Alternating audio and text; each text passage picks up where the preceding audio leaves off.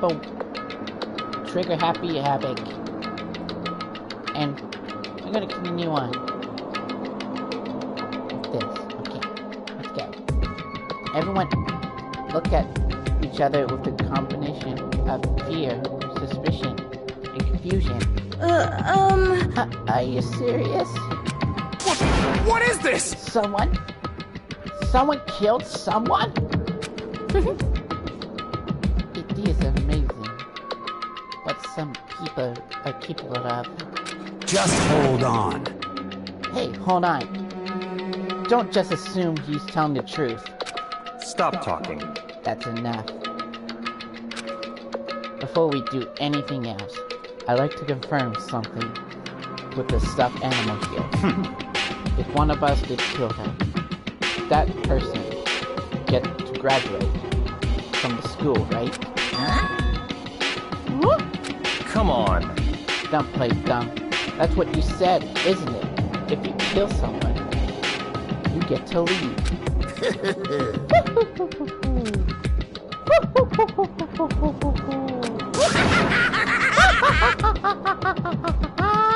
What? What are you laughing?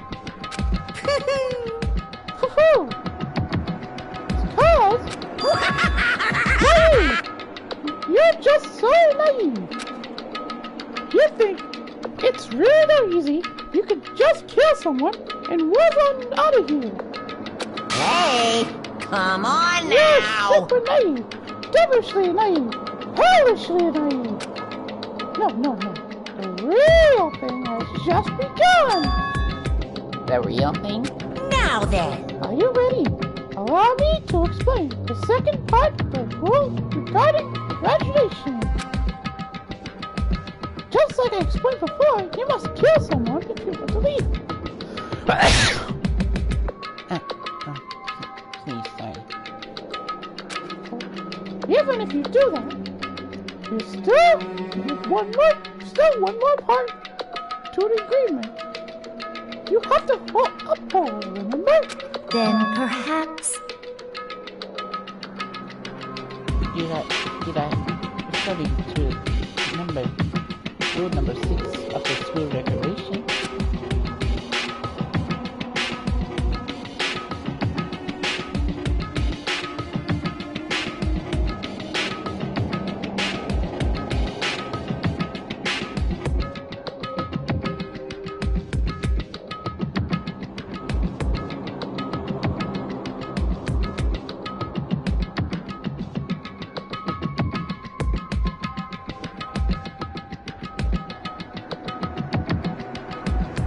That committed the murder can't be found out by the other students. That is what you're talking about, is it not? In other words... Bingo! It's not enough just to kill someone.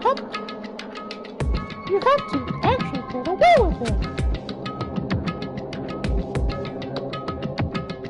Which naturally means you need to set a system in place to assess this, whether or not it's been gotten away with. Yahoo! So, a certain amount of time after the murder has been taken place, a class trial will begin. Class trial? Yep, it will begin a few hours after the murder. Everyone will gather together, including the person who committed the murder. And they and the 12 students will all engage in one big debate showdown. During the trial, you'll have to present your arguments about who you think the blackened is. And once everything comes to an end, the outcome will be decided by popular vote. If the answer you've arrived at is correct,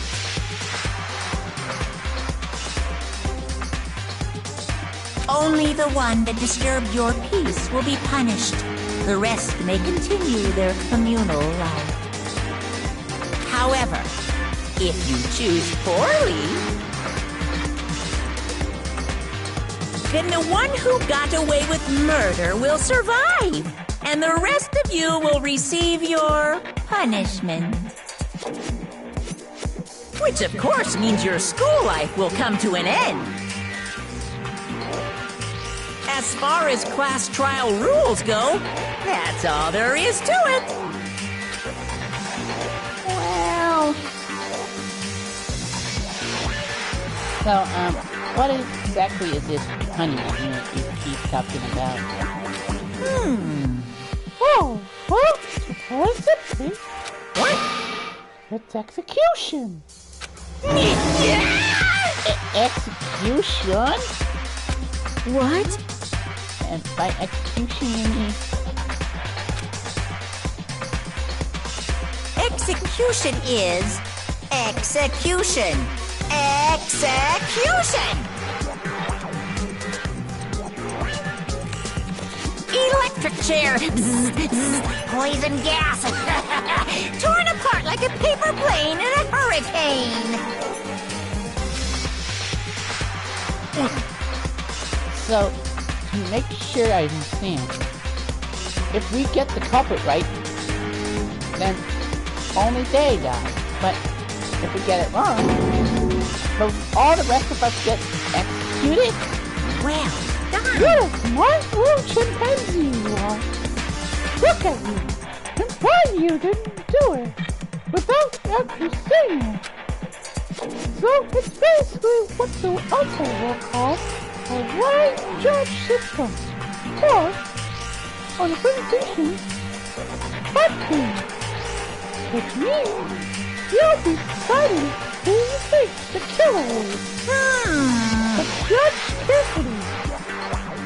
Because all of your lives are on the line. Uh-huh.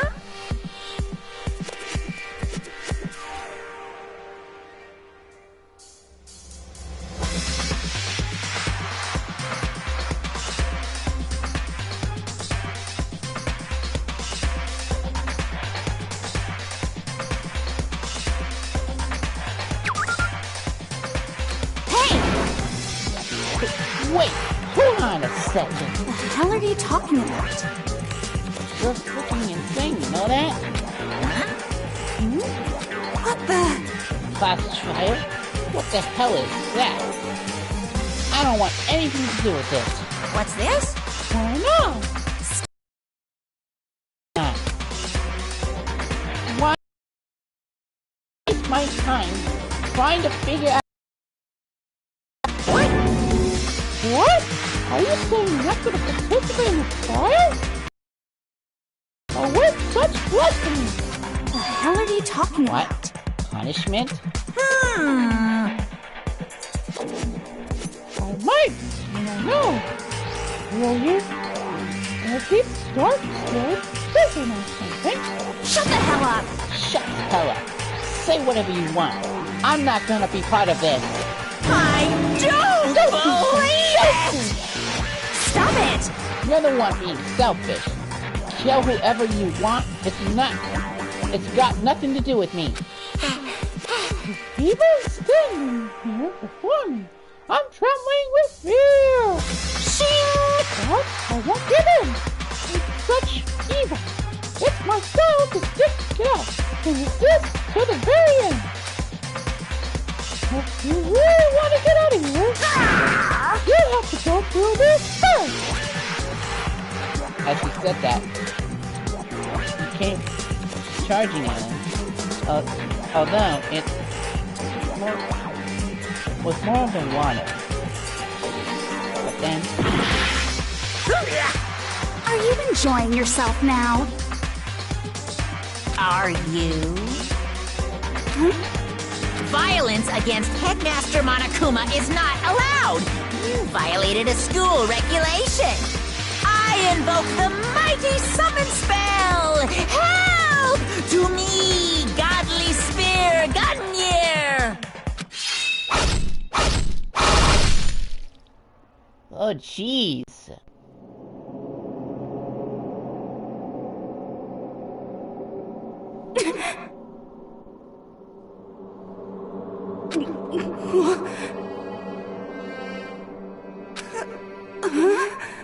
This wasn't supposed to... Why me? Suddenly, right at the end, her eyes shot wide open. And just like that, she never moved again. No way! What the? I don't... This can't be real. No way! Well now, No, I am totally aware of the great power and the meaning of the plumber. I really wanted to keep the course from popping up for no good reason, huh? I guess you all needed to follow us. That's all. Oh, what an amazing plumber.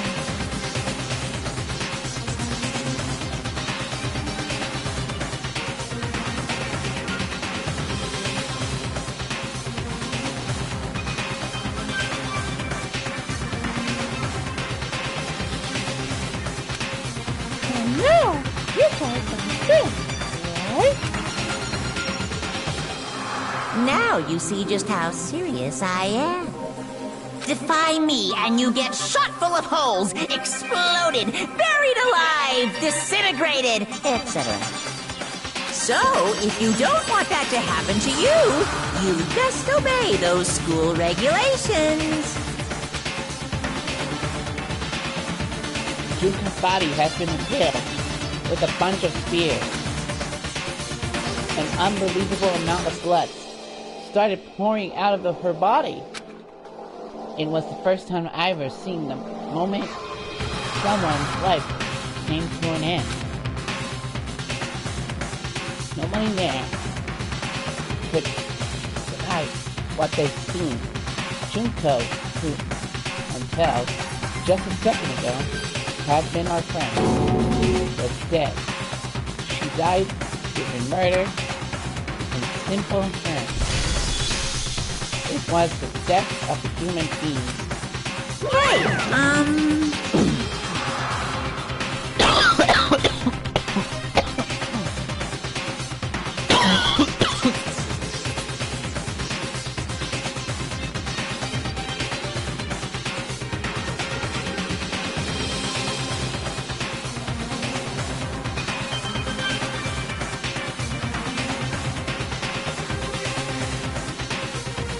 It's not really all that shocking. She just died quickly. Just went and died. And it's no more remarkable than an invisible demise on the entire human race. It's just as natural as the ritual and of the world itself. This isn't it's not like when you died, you didn't really die. This is reality. Why? Why did you have to kill her? Did you say you would put her in prison or something? I changed my mind. I knew it. No. You've been wanting to kill this entire time. say what? Kill this entire time? Don't be silly. You can't kill time. Or are you being metaphorical? Are you saying I wanted to waste time this whole time? Damn it! Come on. What do you think before? I'm Monokuma. Well now, Anyway, what does that matter for, huh? I want something. I'd like to give you help me. My search for a record. shut up! This little file has all the information that's been gathered.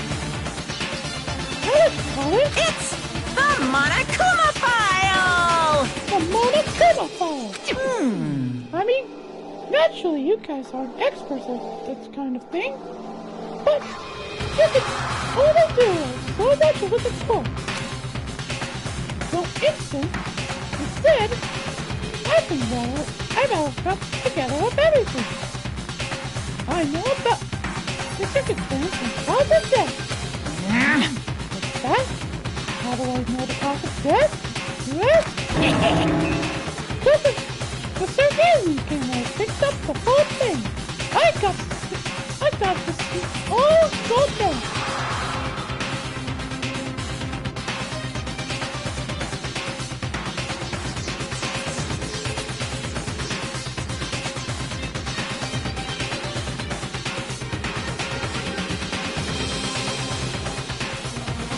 So then, Wait, then, you know who killed Psycho?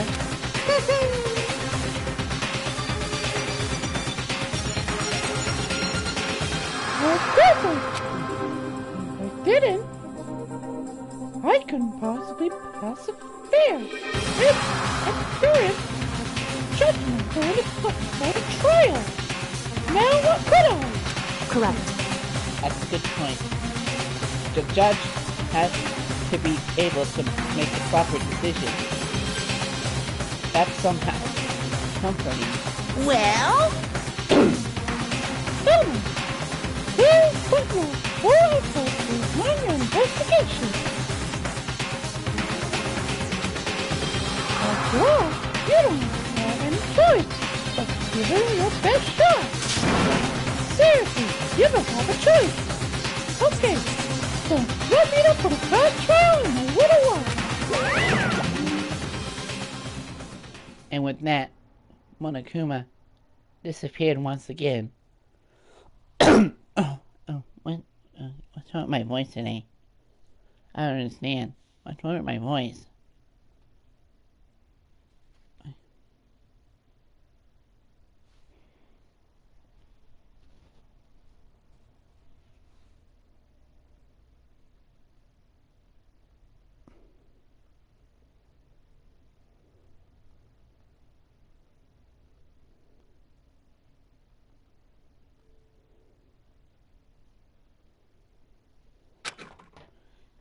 He left us confused. He left us at a total loss. He left us with Junko's body growing colder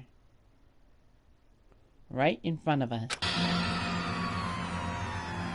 And for who knows how long, nobody said a word. The fact that Sayaka and Junko were dead was a huge shock, of course. But there was more to it than that. It was also the idea that one of us had actually murdered someone. And that if we didn't find out who it was, we would all die here.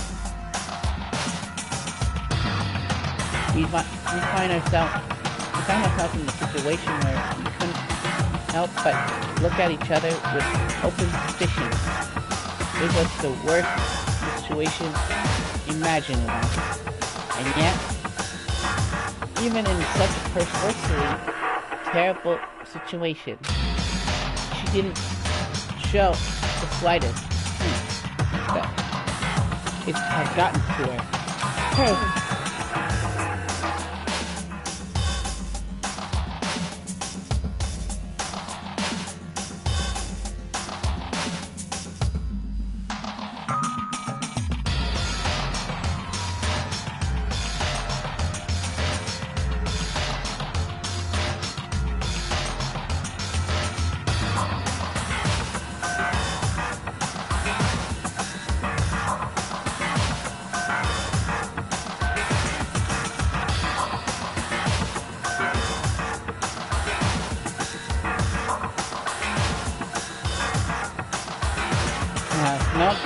Now's no time to wallow in your depression.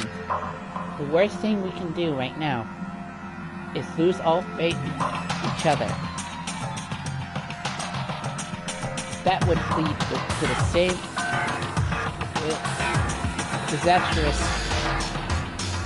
result as having total faith in everyone else. What? Huh? In other words, Cooperation is absolutely key at this point. who you decide to trust or not to trust is, of course, up to you. You need to think about it and talk about this eternity isn't going to help anything. What the heck?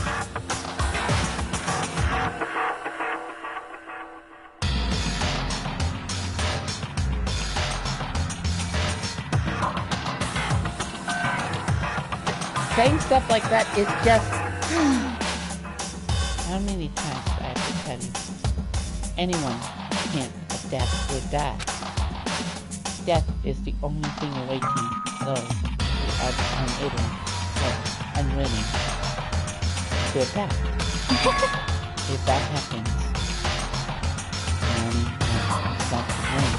That's terrible! What an awful thing to say, especially after what's happened. Just a second. Right now, exposing the killing is the most important thing. Because if we don't, we're all gonna die here. She's right. We need to begin our search right now, right away. Of course. Either way, we can't run away from the situation. So we have no choice but to move forward. What the heck? We just have to do it, I guess. What other choices do we have? No way in hell am I letting someone kill me. Alright, damn it. Let's do it.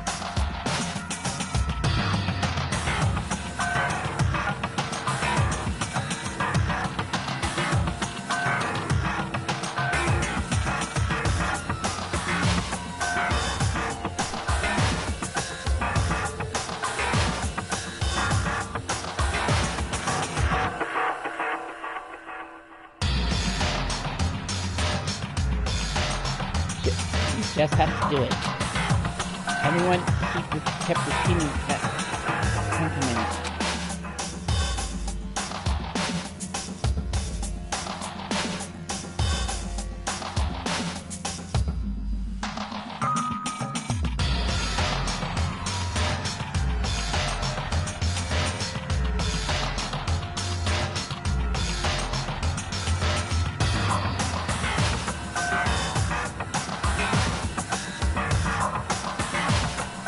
Using like a mentor to give themselves strength. But they're right. We just have to do this. No matter how much we don't do it, how much we don't want to, we have no choice. If that's what it takes to survive, then that's what we have to do.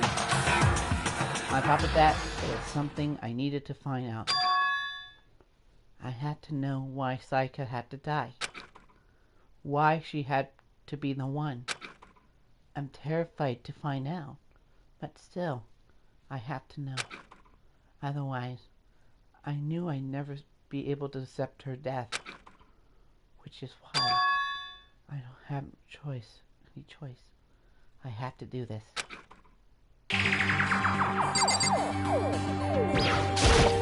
Hey, Before we start searching for Saika killer,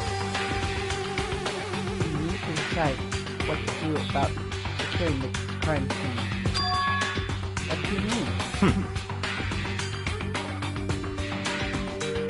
We're thinking of putting someone on guard duty so no one can secure the area.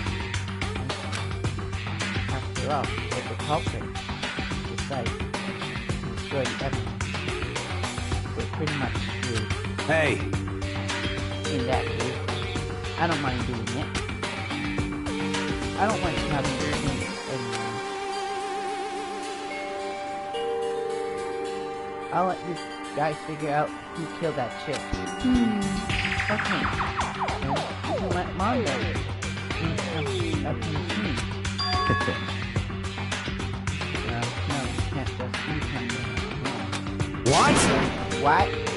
Why the hell not? Stop talking. Isn't it obvious? If we were the culprit, what's the first thing you would do? Like follow the chain or guide you. And then you can destroy all the evidence you want. What? So then. Fine. I'll stay here and guide you this way. That means there's no time.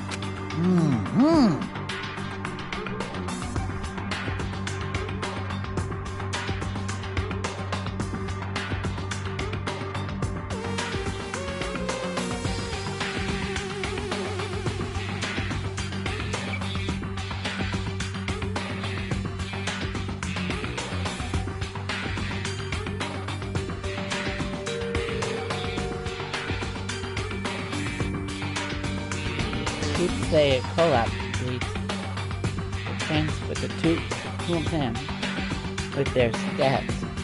They're totally OP. And he wants to help investigate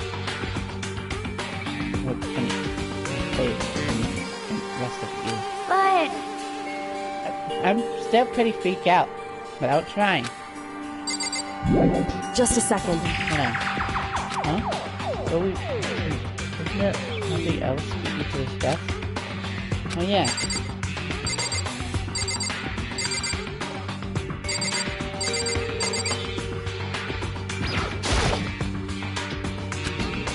She must be so shocked. I can't even open her mouth to talk.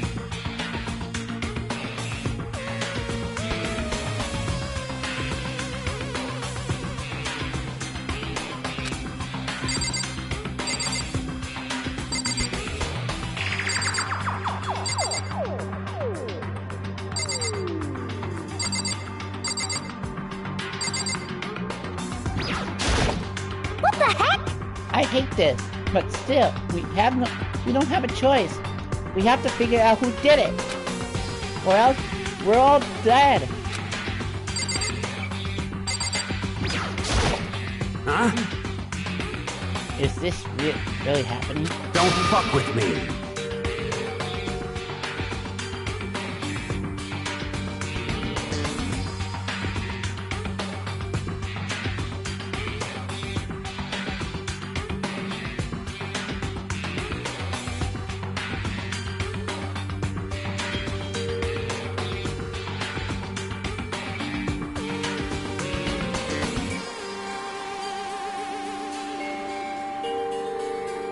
Screw that piece of shit. There.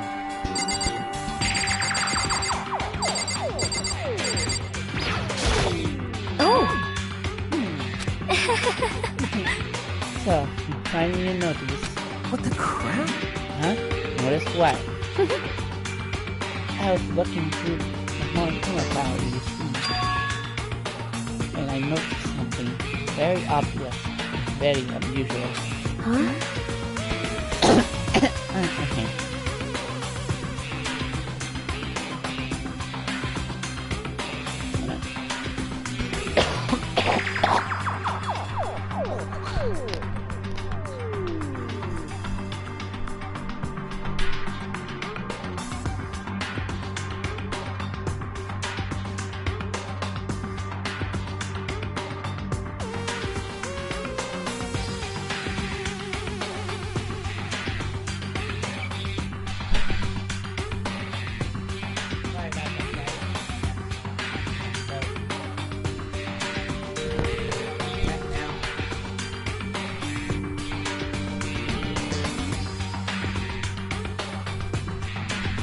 Huh?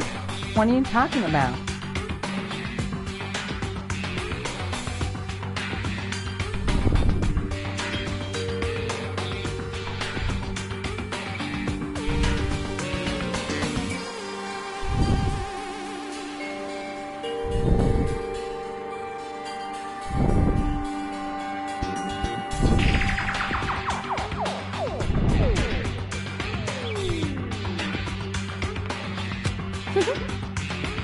Go ahead.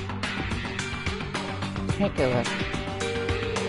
Notice anything interesting about where Saika died? She died in Makoto's store. Ah, What? She's right. And could it be? All at once, everyone's gaze turned to me. Hold on, you got it all wrong. For just one night, I traded rooms with her. I did it because she was afraid. What the heck? You expect us to believe that? Just tell us the truth. I looked in everyone's eyes. Had done a complete 180 from just a few minutes earlier. My feelings of suspicion and fear had returned in other words. I did it?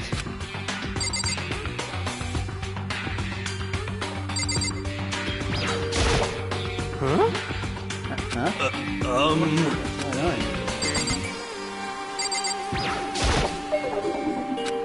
You feel me? Consciousness says Josh. Not resetting now. Let's wait for it.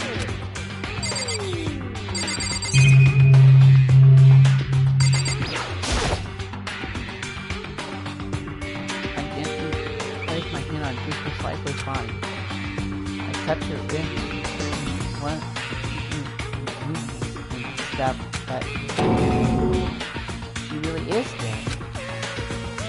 There wasn't anything else to say. She was gone. I don't know why you bought a check after those injuries and losing that much blood. Frankly, I'd be shocked if she did survive something like that. Huh? Huh? Hold on. Hold on. Just wait a second. She's dead? Then that means... What? That means everything that happened so far is real. It's no joke, it's whatever. It's really real. Let me out of here! Someone save me. Let me out of here. Somebody help me.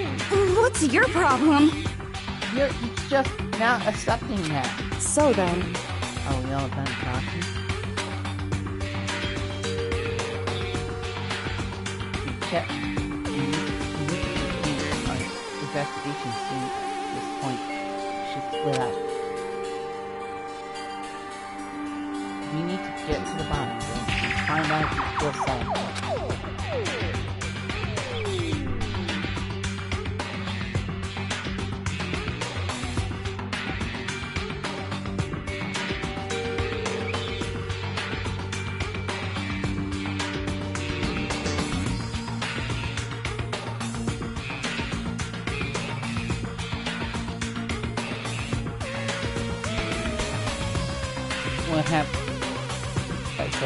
We have to collect clues to form a foundation and constructive argument to come to a final decision.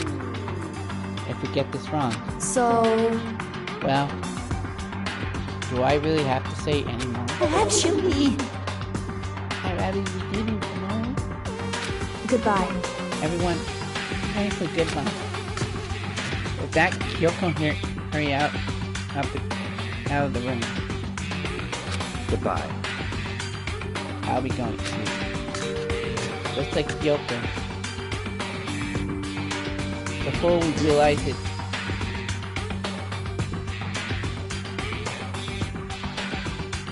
Yo. oh yeah, I'm on guard duty, huh? I better head to the scene of the crime. Hey, damn it. Let me just say this right now. If whatever son of a bitch did this here, right now, and they're thinking of destroying that evidence, You're fucking dead. they'll better not be, they'll not let me find them.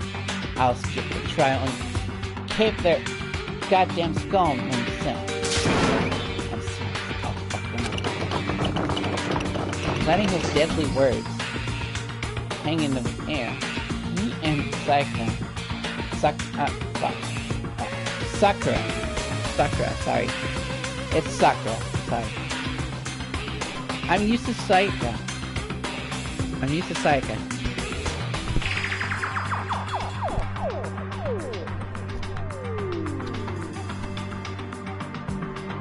I'm just used to Sayaka's name.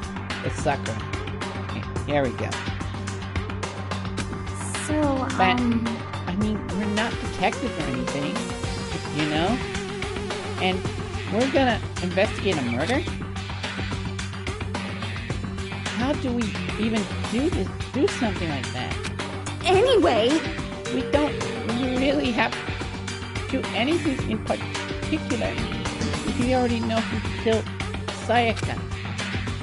What are you implying? this is very was- suspicious. It was you. I'm telling you, it wasn't me. Don't come any closer. Why are you gonna kill me next? So, Well, I guess it wouldn't hurt to give it a shot. I'm not sure. It's not for sure that Makoto's guilty yet. That's true. We may as well at least check, just to check. If I wanted to, I couldn't help investigate. Wait, why not? I'm not good with blood. All it takes is one glimpse and I black out. Oh yeah? Well, whatever. I don't think anyone was expecting much from me anyway. Alright, I guess better get going. But wait, don't go! You have to hear me out! It was pointless. Everyone had already left. And their party look had still been filled with suspicion. Does everyone really think I'm the killer? How did it turn out like this? Seriously, they've got it all wrong.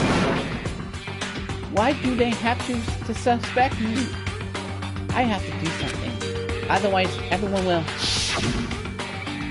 Execution is execution. Electric chair. Bzz, bzz, poison gas.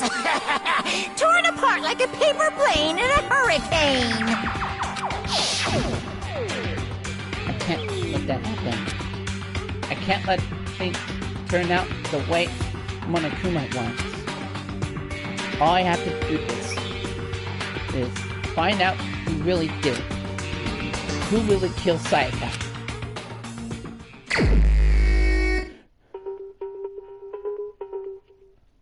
I guess I should look through the Monokuma file we got before. The victim was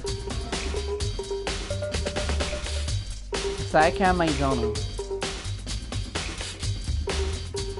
The time of death is estimated to be around 1:30 a.m. The body was discovered in Makoto's room in dormitory. All evidence suggests that the death took place in the bathroom. The cause of death was a stab wound to a abdomen. There was also an injury to her right wrist. Specifically, the wrist appears to have suffered a fracture. We have no choice but to push forward if we want to find out what happened. Somehow, I have to find out the truth, so that we can all survive. And for Sayaka, I have to find out how she was killed.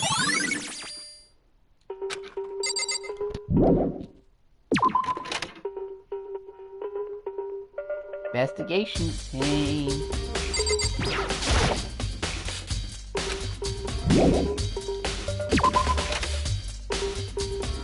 First of all, I should head to the scene of the crime, my room.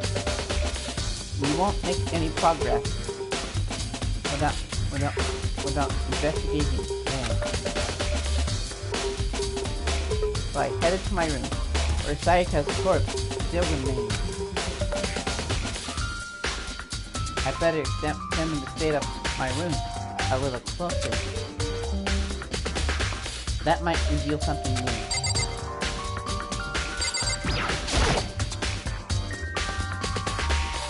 There are scratches in the grown up on my wall and bed. Is that evidence of the struggle? It looks like there must have been some kind of fight in there. Damn it, I was right there in the other room.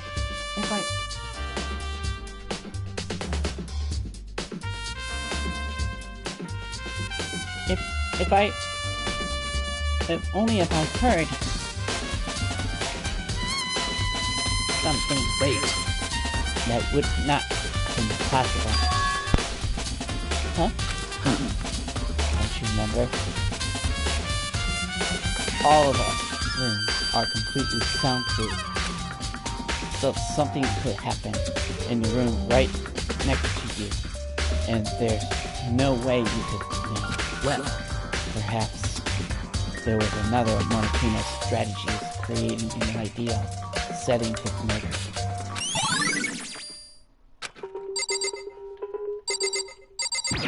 Let's look at the bed. Oh, the sword. Okay, oh, the sword. This is a replica of the sword I brought back for self-defense. Does this mean it was used in an attack somehow? And plus, it's been taken out of its sleeve. I hadn't actually looked at the blade itself till now. I shouldn't be surprised. It's coated in cold gold too. On top of that, some of the gold coating has come off the part of the blade and the handle. Yeah, the handle especially is missing a lot of its coating. I remember the coating sticks you, even if you just touch it a little bit.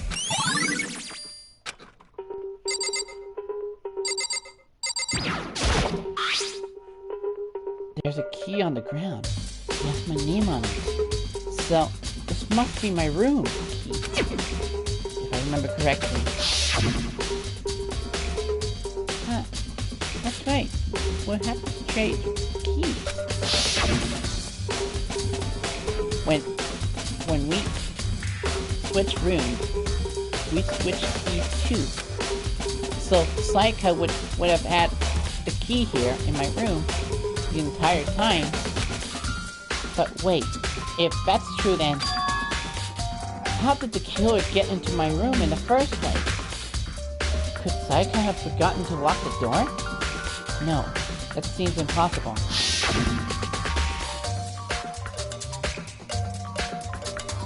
The same goes for you, Sayaka. No matter who it is, don't open your door for anyone.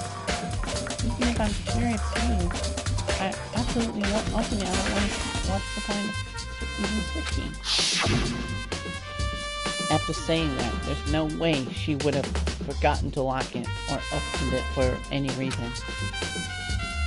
Well, maybe she dropped the key somewhere, and someone else grabbed it for something.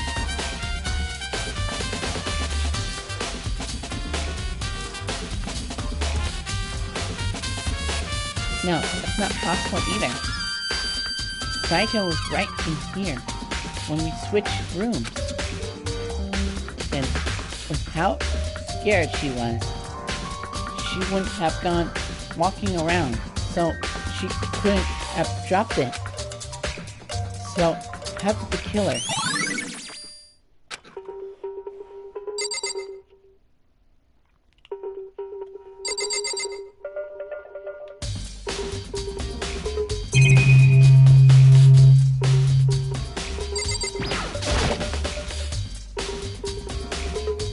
Place in the sword was on it.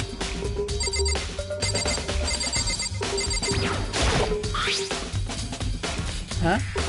looking at the limbs earlier, it looks like there's a way less than there was before. The psychic see how dirty my room was and decided to clean up a little.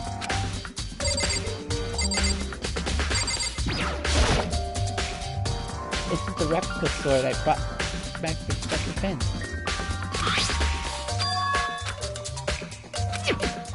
We got scratched up in the first one. Okay, check the bathroom. I should look around here first. I can check other spots later.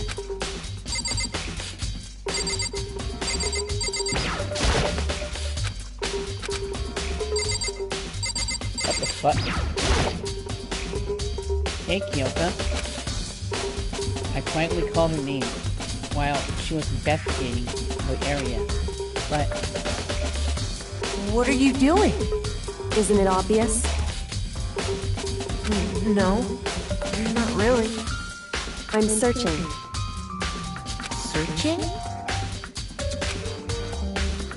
She was down on her knees, carefully, inspecting every inch of my room.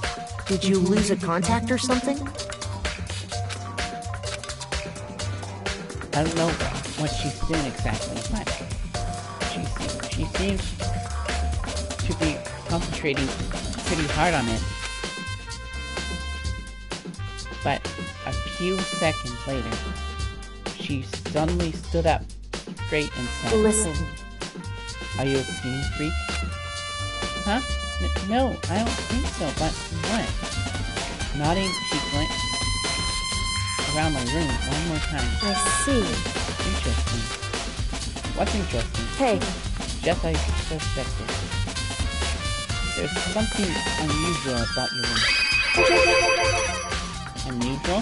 What do you mean? so... I've searched your floors from one corner to another. And I didn't find one single strand of hair. Really? Indeed. Not one hair from the victim, and not one hair from you. Even though you've been living here. You know, now that you mention it, I noticed something while I was looking around before. It looked like the lint roller in my room had been used, but I never touched it. Could someone have used it too? I see. Very interesting. Your room didn't have a single hair in it, and someone used your lint roller without your knowledge. In other words, someone other than you came in and scrubbed your room clean. Was it Sayaka? Or the killer? Well, That's the question, isn't it?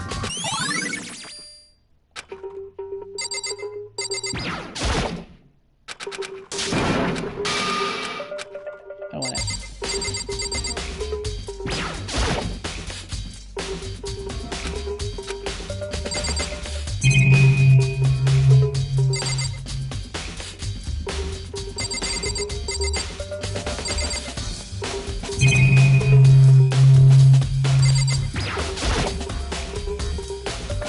It's scratching something on the wall of the bed.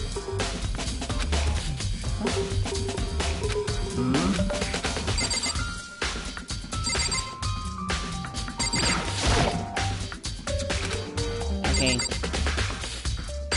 Okay, obvious. The toolkit is still inside the drawer. I didn't see any evidence that's been used.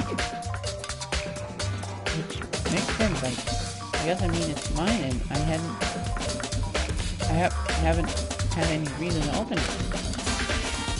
Imagine where I think a toolkit like this. Yo, Yeah, seriously. Oh, Mongo. what? We ain't exactly in a mood to be building fucking furniture, right? So you haven't used yours either? What? Not just me. What? Nobody's busted yet. Not yet. As far as I know. I Actually, we were talking about it yesterday. By the way, None of the guys have opened their toolkit yet. Because, like, why the hell would they?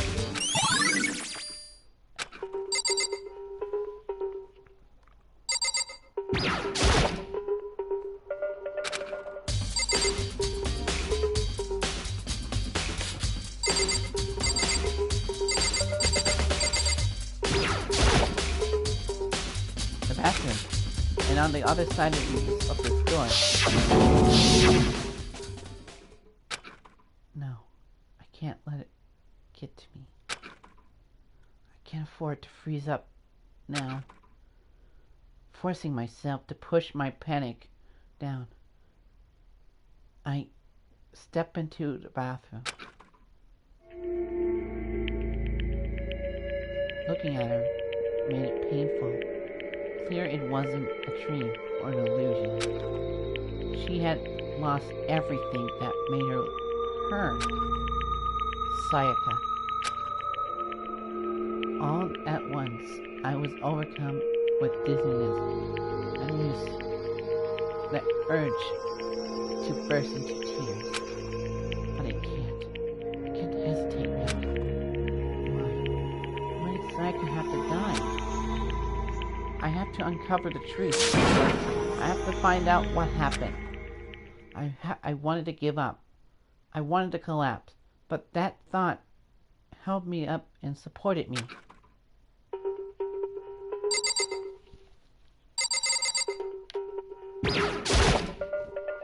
I told myself I couldn't face what I saw, but now no time to think about. I pull out the Monokuma file to verify what it says about his son. Some sort of sharp object has been thrust into your stomach. That must have been the killing blow. But whatever they used to kill him, where did they get it? That's definitely something I should look into later. Also, according to the Monokuma file, Sayaka's right wrist is broken.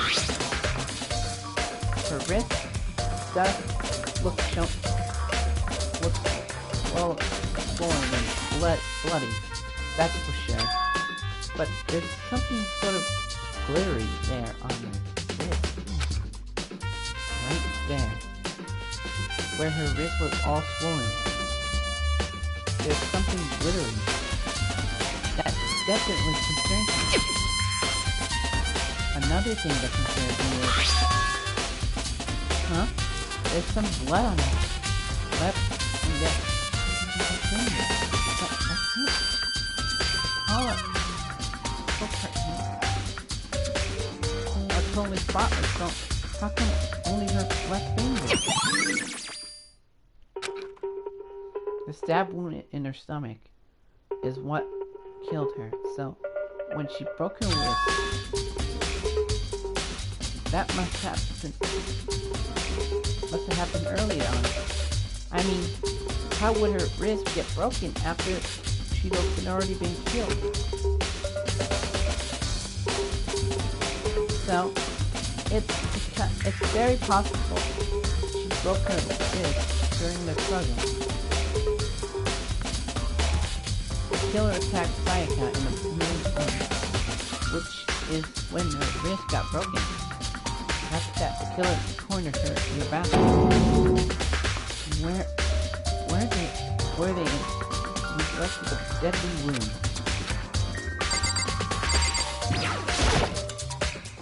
I looked past Sayaka to the wall behind her, and there I saw... What?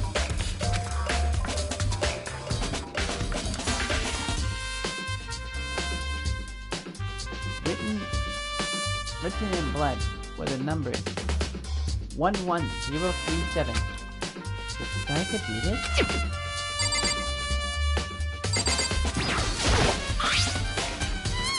Some kind of sharp object.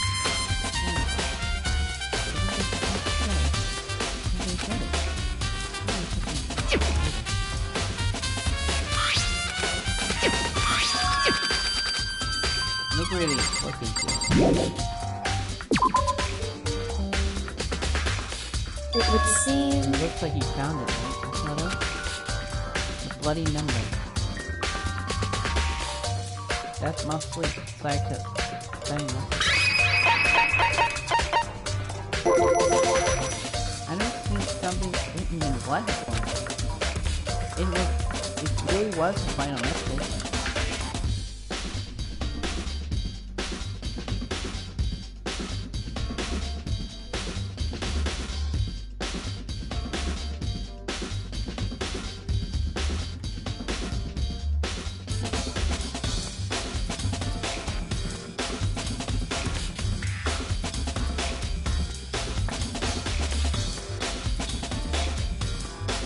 It has this, she wrote it, her life itself. Right. You often talk like it's very fluent, but the number she wrote, what do they mean? 11037. So... The way she wrote the numbers makes me think she wanted to use her body to block them. If she wrote them in that location, because she was sitting the way he found her, it means she must have wrote them by turning only her hand towards the wall. If you were to write something in that position, you know what the result would be. The result? Well, Think about it. You're not going to tell me? Makoto. You need to uncover the truth, the mystery to this case itself.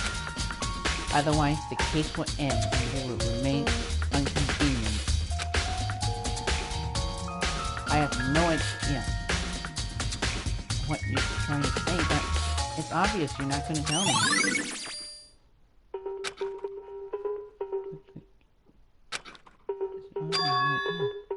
But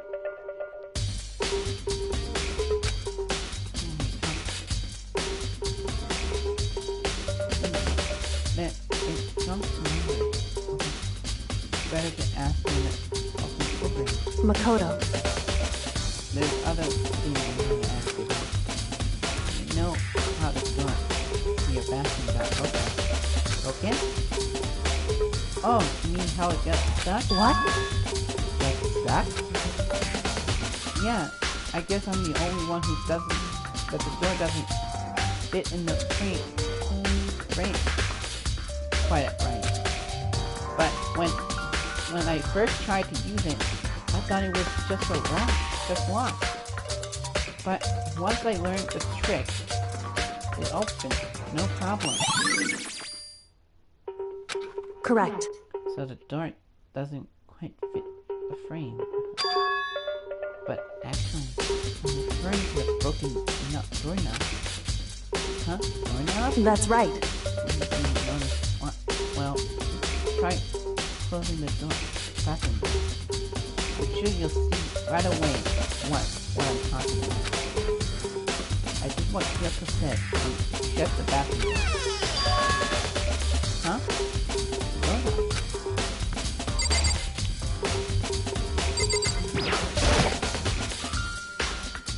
What the heck?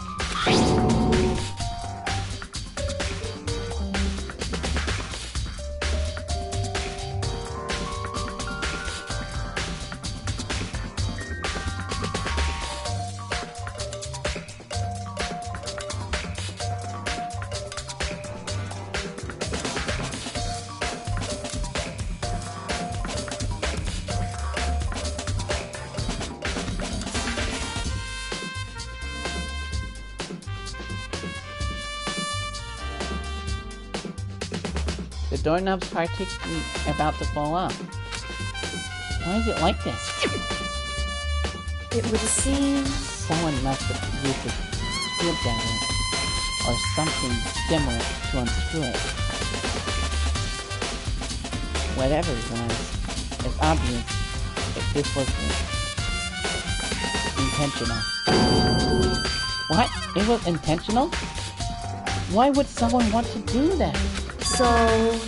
I guess maybe they were trying to get the door unlocked, and end up breaking it. The whole thing. But my bathroom doesn't have a lock on it. Only the girls' bathroom can lock, right?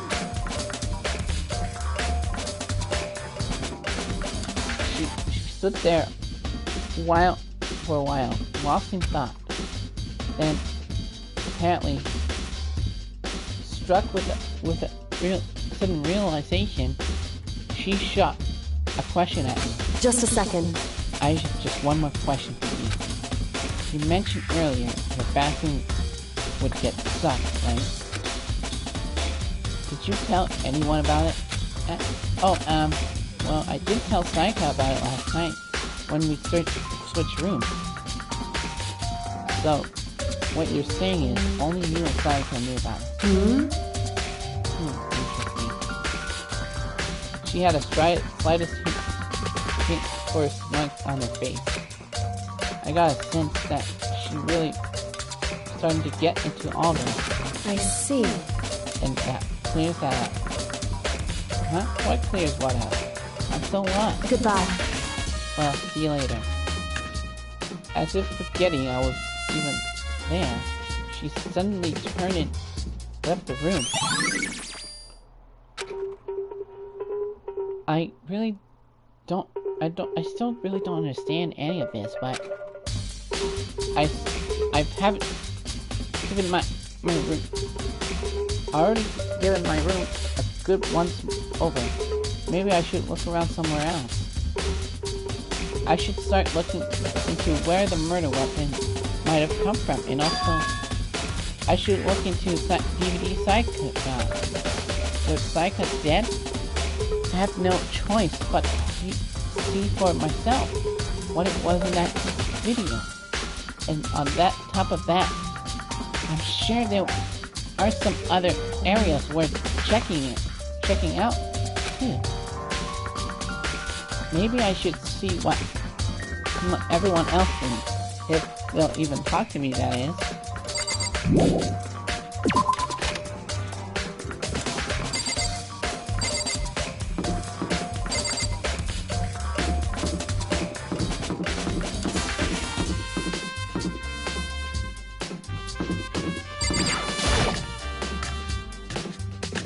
Perhaps over here.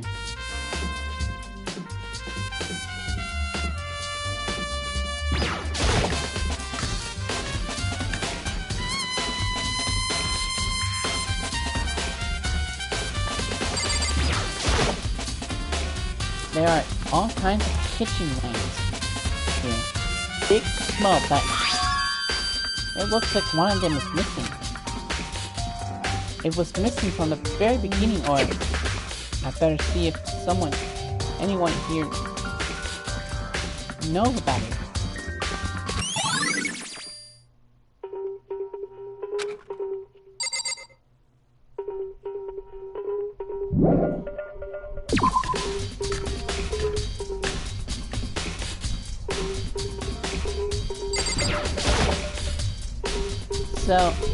So did you notice that one of the kitchen knives is missing from the dining hall? Yeah, totally. Yeah, weird, huh? I thought it was kind of strange, a knife just suddenly disappearing like that. Oh, so it wasn't missing from the beginning? That's right. Nope. Last I remember, they all line up in the neat row. So, when did you notice one of them had disappeared? Well, I went to go get some tea from the kitchen last night, and all the knives were still there. And when I finished my tea and went back into the kitchen to wash my glass, one of the knives are gone. So, you're saying the knife disappeared while you were drinking your tea in the dining hall? Yeah.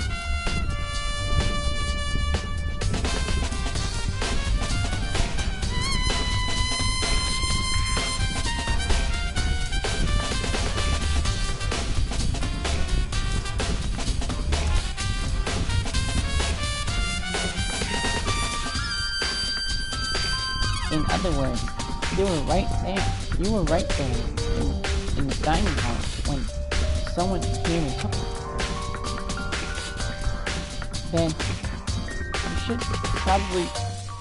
you should be able to say for sure and tell everyone I didn't come to the dining hall last night, which proves I didn't take it. Hey, by the way, did you really kill Sayaka? What? Of course not. I would never. Tina, do you really think I murdered her? Well, she was killed in your room, right? So I mean, you guys were supposed to be friends, right? But you just killed her. On the other hand, two people becoming good friends, then one killing the other is the classic drama setup. So when you consider everything together, I honestly have no idea.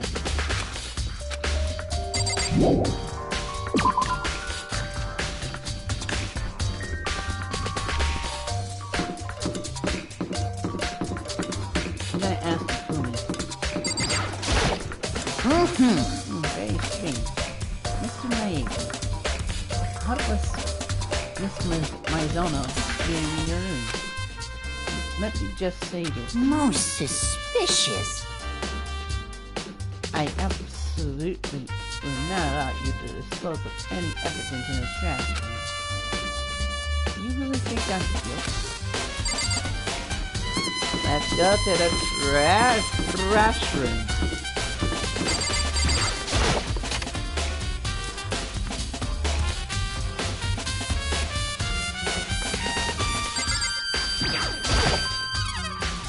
There's a hatch on the floor.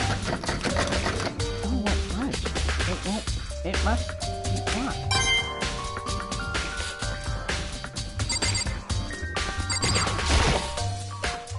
There's a shredded dent here. No way to get rid of it. Monokuma appears! Hey, what of the line? Trash room! Let's do all the trash in the store and don't you wonder? How do you get... No, you can't go any further! No entry. Beyond this point. Only the personal thing that is alone. Any duty? No, you can't go any further! Using on duty. No, you can't go any further! This is stupid. It's just best just go around to ask them. No, you can't go any further!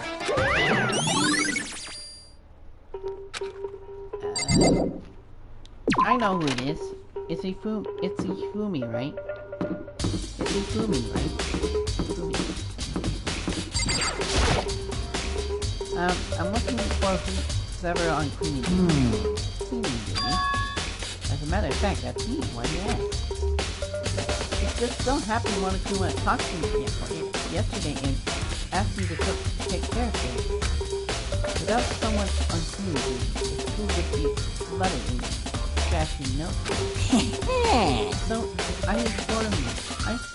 formally applied for the position. I was gonna start this morning, but after what happened, I haven't had a chance to get started. And since you're on cleaning duty, you can open the gate in front of the trash room. Here we go! Good. It's my job to get up all the garbage and toss it in the trash room. And to do that, they gave me the key for the trash room.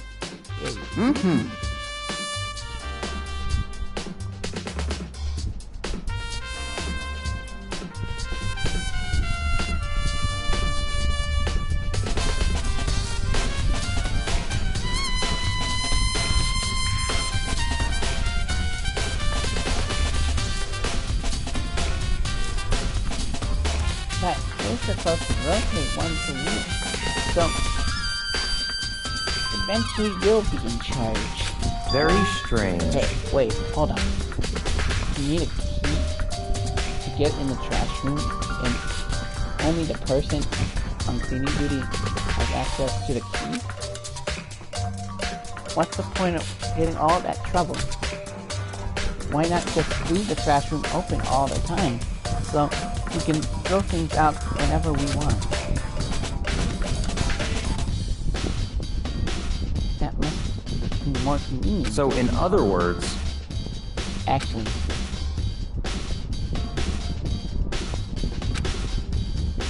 so that's it. that must be why.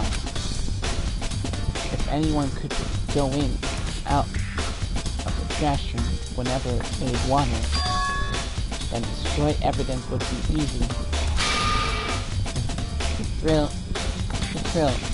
would disappear and things would become boring.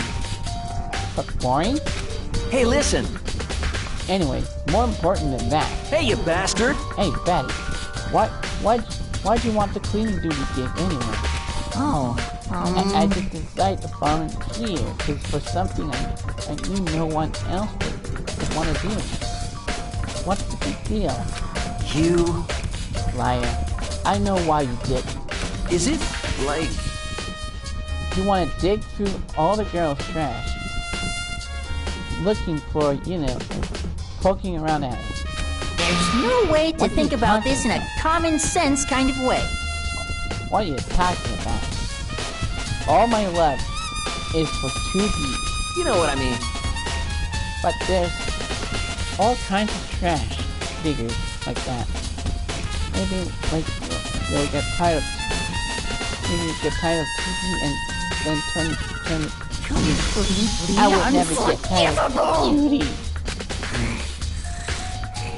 After spending a significant amount of time comparing 2D and 3D, I've mostly chose 2D. The only 3D is good for is to show love and affection on 2D. And the PVC figures. Give me a break. How are you not totally embarrassed to say stuff like that? If you're so worried about Fumi's questionable mortality, there's a very easy solution. Whenever a guy has a thing to be stuck on it, accompany them from picking up the trash of disposing of it. What? What?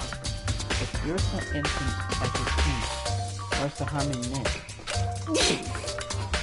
That's not how it's supposed to. Anyway, on another topic, Hifumi, since you were on cleaning duty, I have a favor to ask you. What? So now you suddenly want to join my party? Sorry, but you haven't triggered that flag yet. I mean, you haven't helped me recover from the past trauma and save a village a boss. No, nothing like that. I was hoping to get into the trash room and look around. You got it. Okay. So easy. So Hifumi and I headed down to the trash room.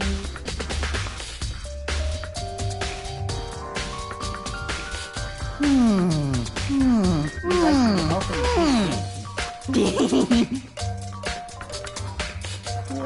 the You know, when I look at it, it makes me think. They said he killed his wife.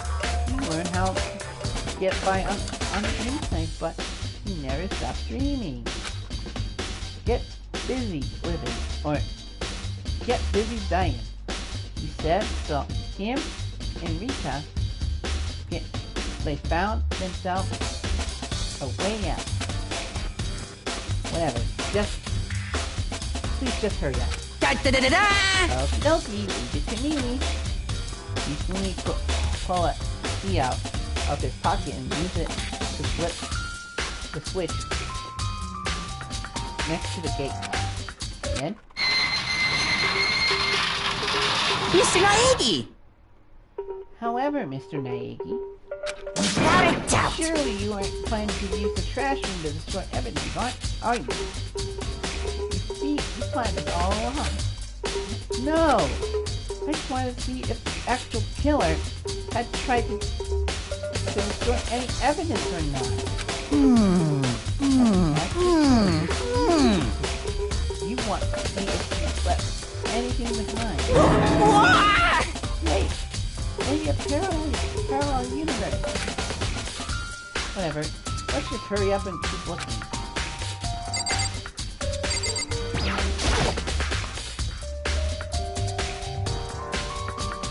There's a shark of a broken glass shattered around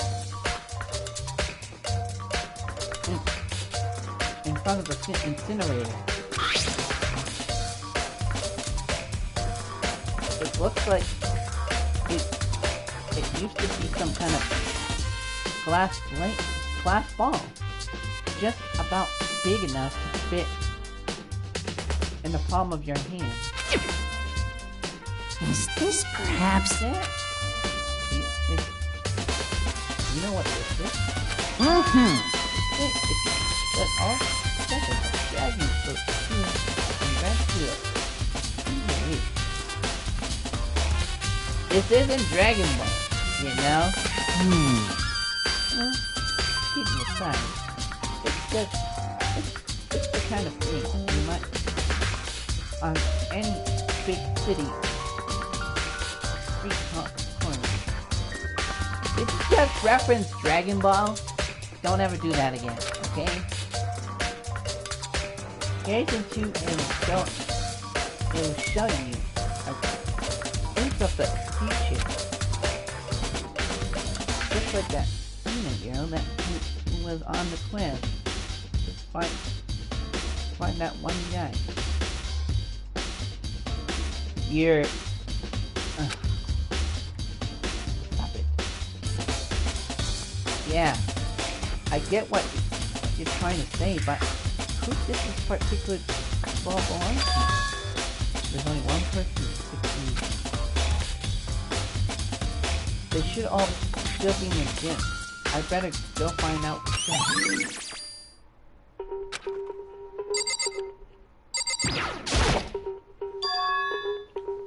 There's something on the ground in front of the incinerator. It looks like a burnt piece or something. A burnt piece. Like a hunt. Like a hunt that's burning away. Anyway,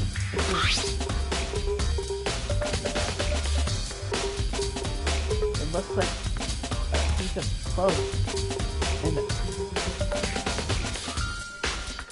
shape. It's part of the bottom up shirt. Now that I look at it, that's definitely blood on which means this is all that's left from the episode destroyed. But there's a lot of people here with my bottom up shirt.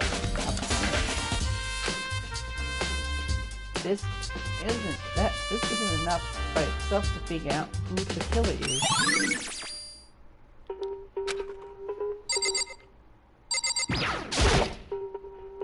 A green button and a yellow button.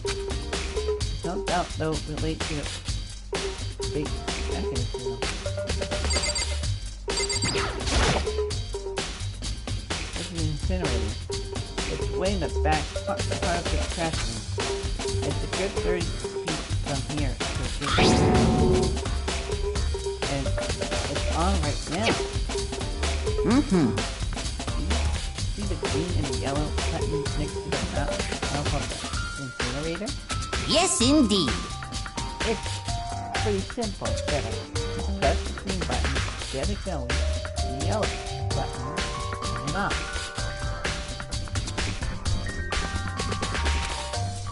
Sooner or later, you'll be on cleaning duty, so make sure you learn this before you leave, okay? Someone turned the incinerator on? very strange. I'm certain it was off last time. I was down here. Was it a fairy? It was a work of a fairy. Did you realize what you just said? Not fairy? No, you said last time you were here, the incinerator was on. Ah, yeah. About that, there can be no mistake. If I've got one thing going for me, it's my memory. I feel as Yesterday, as soon as I ever pointed, I came down to check the place out. It definitely wasn't on here. I haven't been back in the trash room since then. And since I'm the only one who has the key to open the gate, Most it's suspicious.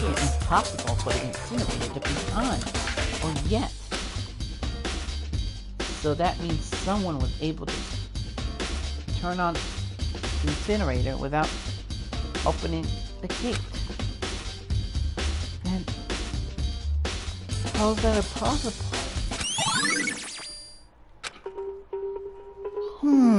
This whole thing is quite strange. When I was here last the incinerator was on, and those glass shards in the burning clothes were Completely unforgivable! What does it all mean? We'll be confessing sin. Why me? That's it! I'm Everyone sure of else it! did it. All the issues are being solved one by one. It sounds like he's living out one of the comic book fantasies.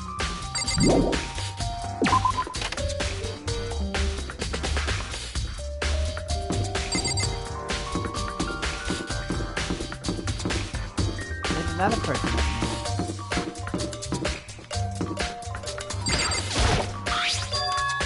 Huh?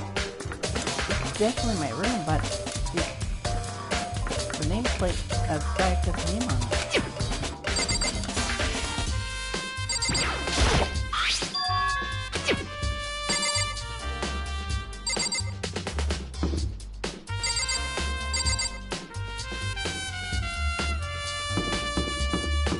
I better head to the gym.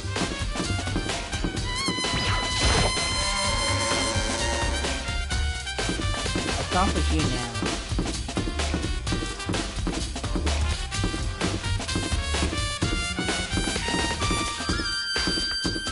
Over here.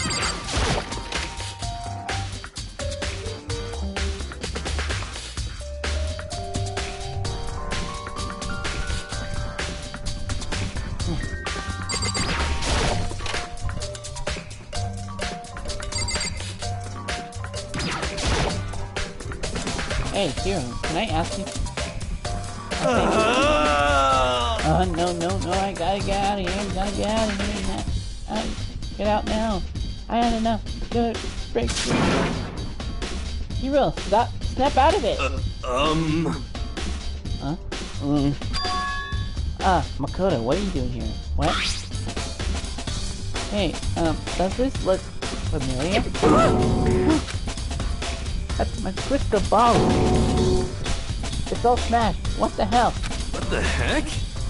I bet I only bought it because the guy said it was less. He said it was unbreakable. And how did it break? What?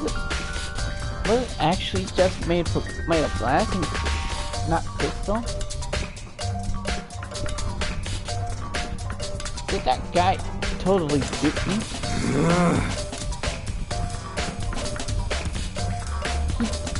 He said it belonged to a pillar of history. Genghis Khan, George Washington, Napoleon.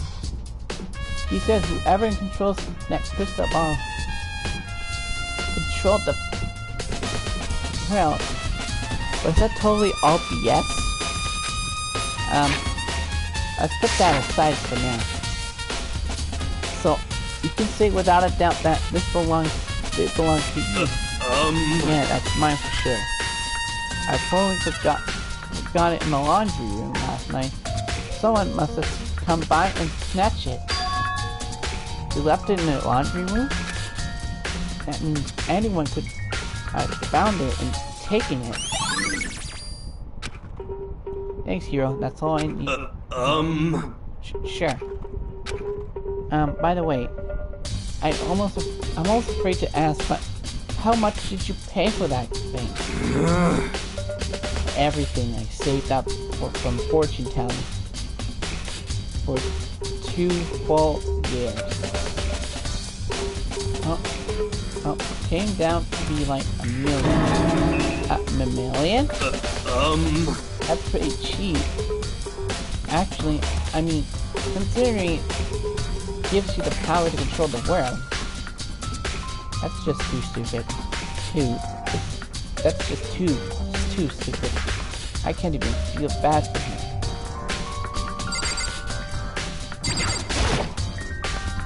Hey, Chihiro, I was hoping I could ask you something. Huh? Oh, what is it? Before she died, Sayaka left a message. She wrote out the numbers 11037. Do you have any ideas what those numbers might mean? Like, could they be code or something? Sorry, no. Chihiro slowly shook her head. I'm sorry. I'm sorry, I just don't know.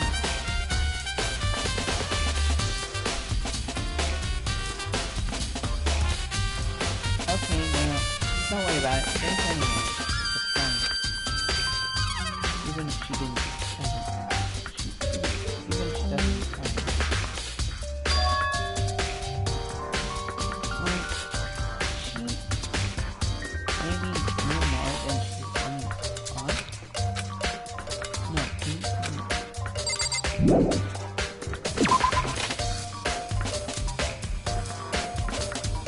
you got a murder mystery.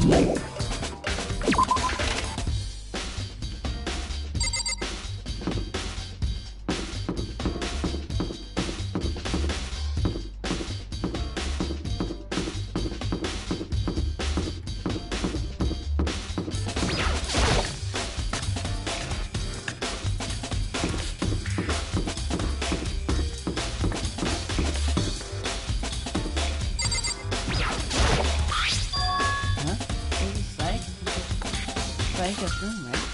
But the nameplate has the name on it. Nameplate's on my room, and Sayaka's room where So all that effort I put into 50 rooms without anyone knowing was pure coincidence. But why would anyone do this?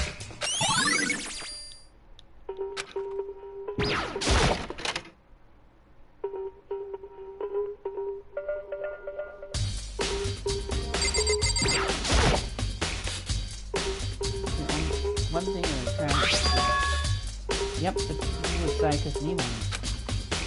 Sayaka got really upset after seeing whatever was in that video. I wonder what it might not be directly related to the case, but it might be worth checking out anyways. I'm sorry, Sayaka. I need to borrow this DVD.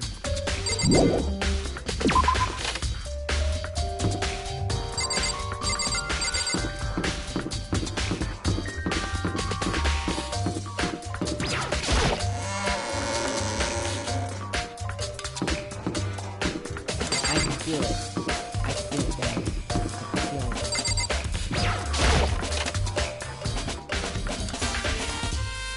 I can feel it, guys.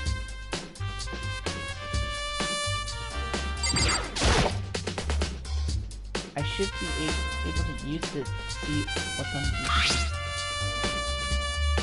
DVD that Sayaka's room started. I sat down in front of the screen and put the DVD in the player. I pushed play and the screen was black for a few seconds, but then an image slowly appeared. It looked like some kind of concert. And standing on the stage, front and center, was a face I recognized all too well. Sayaka. She was there, along with the friends she said had been so important to her. She was possibly glowing there, in front of the crowd, so full of life.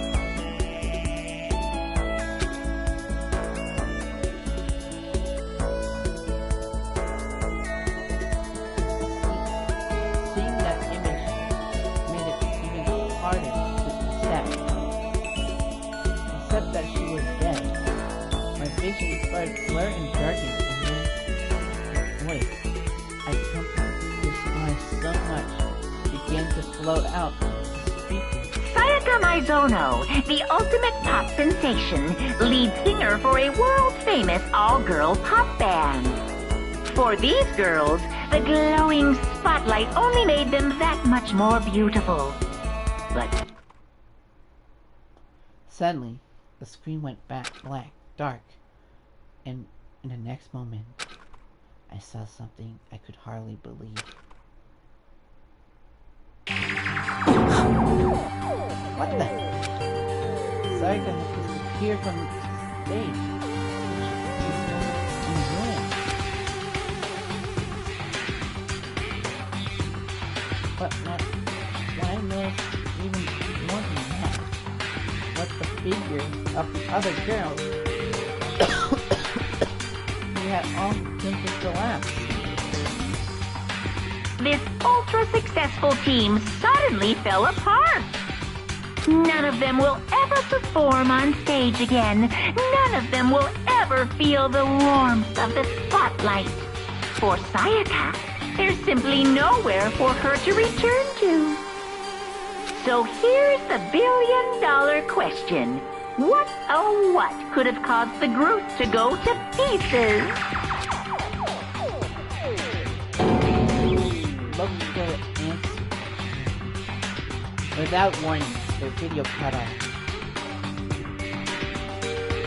What the hell? That wasn't real, right? There's a super famous pop group. Everyone knows who they are. Is he trying to say he was even able to get to them? If that really did happen, everyone in the outside world must be going crazy.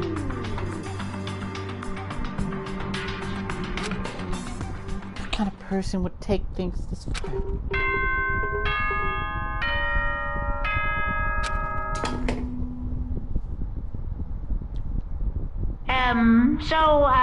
I'm getting tired of waiting. What say we just get started, It's time for the long-awaited class trial! Now then, allow me to appoint a proper location for the proceedings. Please go through the red door on the first floor of the school. See you soon! The red door on the first floor. That's where I should go. No, where I have to go.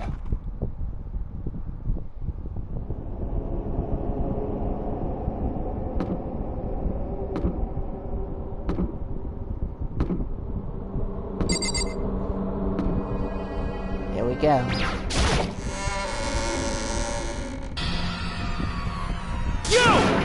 You're late, Makoto. We've all been waiting for you. I bet you were afraid you would be discovered as the murderer. You are. Listen to me! Let's not jump into conclusions just yet. Save that for the class trial. There, we can all reveal the details of Makoto's crime. So they really are convinced I did it, but I didn't do it. Me and Sayaka both know that all too well. But then, who is the killer? The one who murdered Sayaka. Is it really one of us?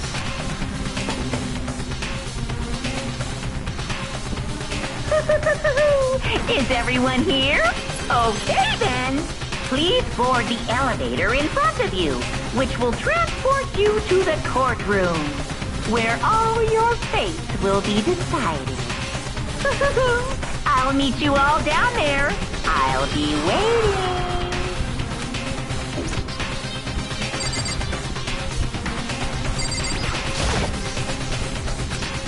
Let's get started. Got it! Right. I haven't decided 100% that you're the culprit just yet. Maybe, but you're absolutely leaning that way. What the heck? I can't help but wonder what whoever killed Saika is feeling right now. You know what I mean. Well, I did my job. I'm counting on the rest of you from here on out. We didn't do anything. What? What? So, whoever stuck us here even took the time to set up a goddamn courtroom, huh? Hey! There's no point of standing around here. Let's settle it, please. Solve a definite future. I guess I have no choice but to get on this elevator. Well, Yeah, Yes, indeed. good idea. Hey, Are you scared? No, scared isn't quite right. Makoto. I said it before, but it's up to you to uncover the mystery surrounding this case yourself. If you don't, you will never come to grips with the truth. I need to uncover the truth of Saika's death. I didn't need someone else to tell me to do that. In Saika's honor. I swear I'll find out who the real killer is. As I raise my voice and try and give myself courage. I turn, trembling with anticipation, toward the elevator. With each step forward, I could feel my heart starting to race faster and faster. Everyone else was on the elevator when I finally step on. The doors closed and the elevator started moving.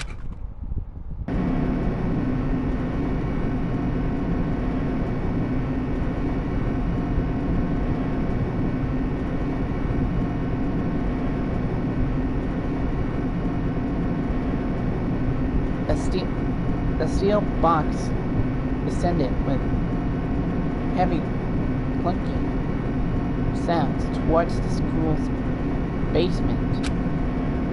I wonder if this is how death row inmates feels when his time finally comes. Oh!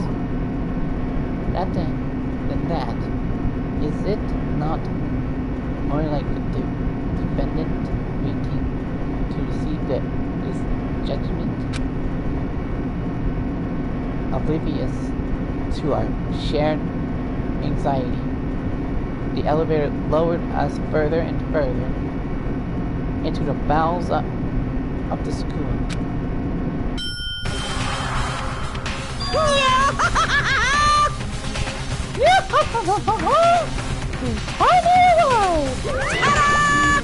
What do you think? Doesn't it feel just like a portrait? It looks like a Hollywood movie set, right? Shit. Not even close. It's total shit. Well now, Okay.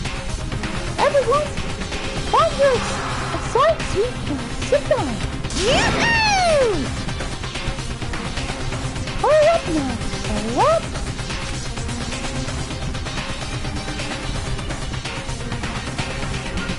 He did what he said and found our seat.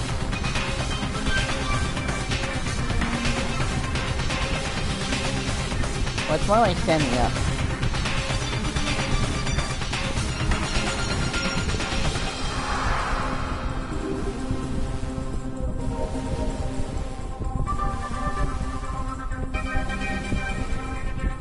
more like standing up.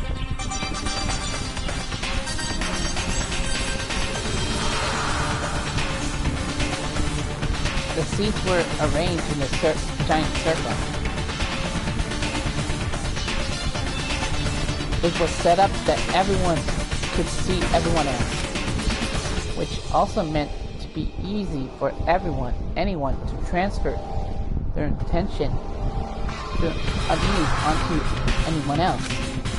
The air seemed to grow heavy as we sat there.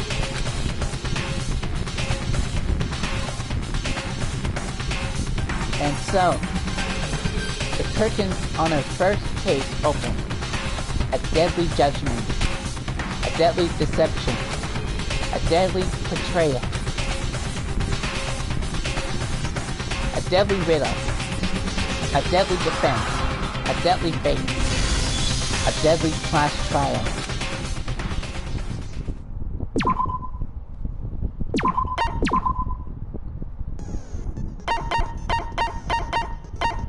Okay, we're on a first class trial.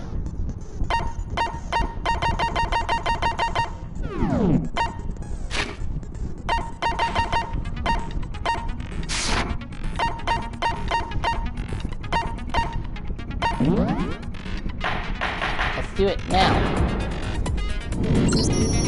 Let's begin with a basic explanation of the class trial. So, your votes will determine the results. If you can figure out who done it, then only they will receive punishment. But if you pick the wrong one, then I'll punish everyone besides the blackened, and the one that deceived everyone else will graduate. And the killer really is one of us, right? Of course! Okay then. Everyone, close your eyes. And whoever did it, raise your hand. Don't be a goddamn idiot. Why the hell would they raise their hand? Before we move on and start the trial, can I ask a question real quick? What's going on with those pictures?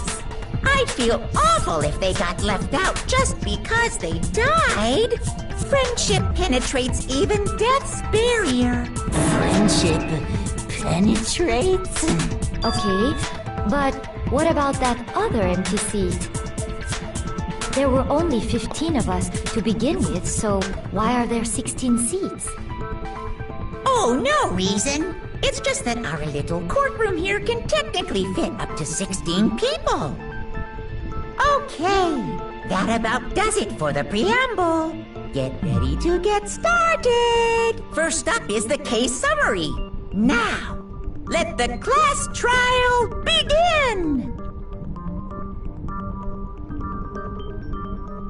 It's about to begin. The debate to decide who we think the killer is. Anything I found, anything I noticed, I have to be ready to speak up about everything. Because this isn't just about me. Everyone's lives are on the line.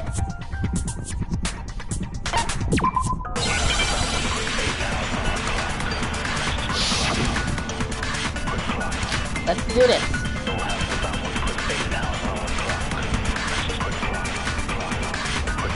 I assert that the one who was murdered was Miss Sayaka Maizono. Yeah, we know that part already. And the murder took place in Makoto's room. In the bathroom. So it seems most likely that the killer must have taken her by surprise while she was in the bathroom. She didn't even have a chance to resist. No, it's wrong.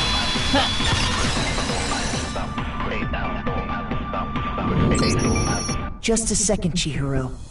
Try to remember how my room looked. With the way things had been damaged, I think we can definitely assume there was a struggle. A struggle? Between who and who? Between Sayaka and the killer, of course. So you're saying Sayaka wasn't caught by surprise in the bathroom? She must have been attacked in the main room first. Then, she ran to the bathroom to try and hide. The killer followed her in, and that's where they finished the job. That much should have been obvious after taking one look at the scene. It shouldn't even need explaining. Sorry. Okay, so what's next? Next is the subject of the murder weapon. Wow, this is starting to sound like a real trial. We need to determine what was used to kill Sayaka.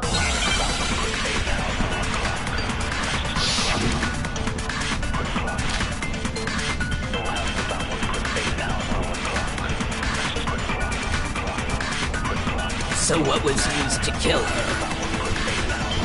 There was some kind of sharp object thrust into her stomach. Without a doubt, that is the murder weapon. So the killer used some random knife they had on them. No, that's wrong. No, that's wrong. No. I do think it was a knife, but not just any knife. I'm almost positive it was a kitchen knife. Huh? A kitchen knife? After the murder, we discovered that one of the knives from the kitchen was missing. Which means that knife must be the murder weapon. Oh, yeah. I guess that makes sense. You could sort of see the weapon sticking out of her stomach. And if you look real close, I could totally see that being a kitchen knife. Okay, so the murder weapon was a kitchen knife, but where does that get us? I mean, we all know Makoto killed her, right? No. That's right. Makoto's room was the scene of the crime. What more proof do you need? Hold on a second. No. Let's draw our conclusions after we've presented our arguments. I didn't Otherwise, kill what's the point of the Sayaka. trial?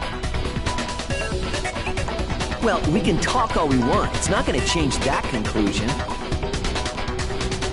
I don't think that's true at all. I'm sure if we keep at it, something new will reveal itself. You really believe that?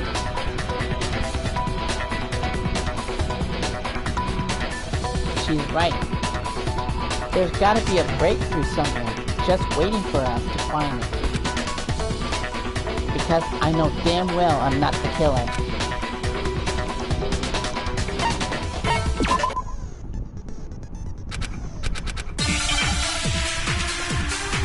Let's do this. Allie's account.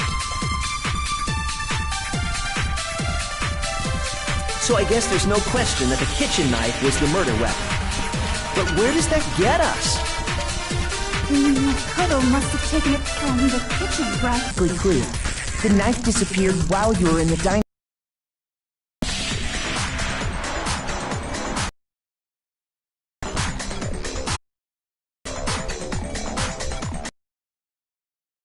That's right.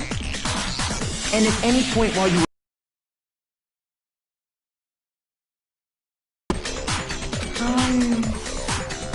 No, I don't think so. You don't.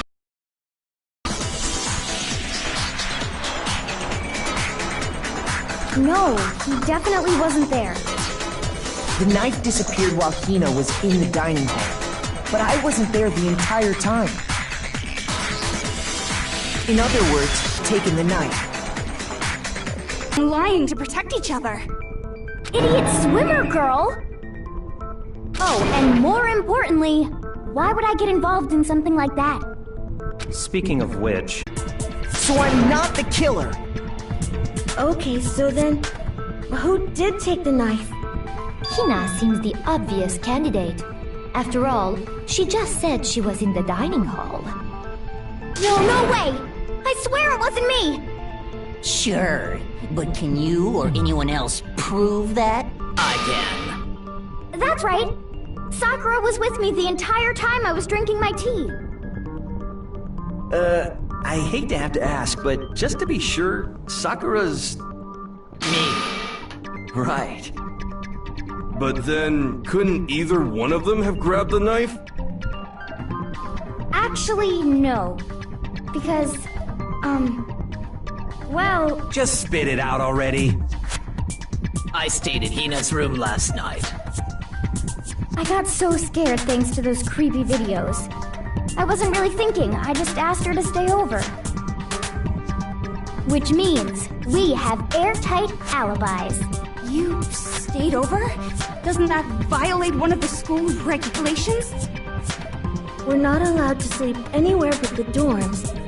But it doesn't say we have to stay in our assigned room.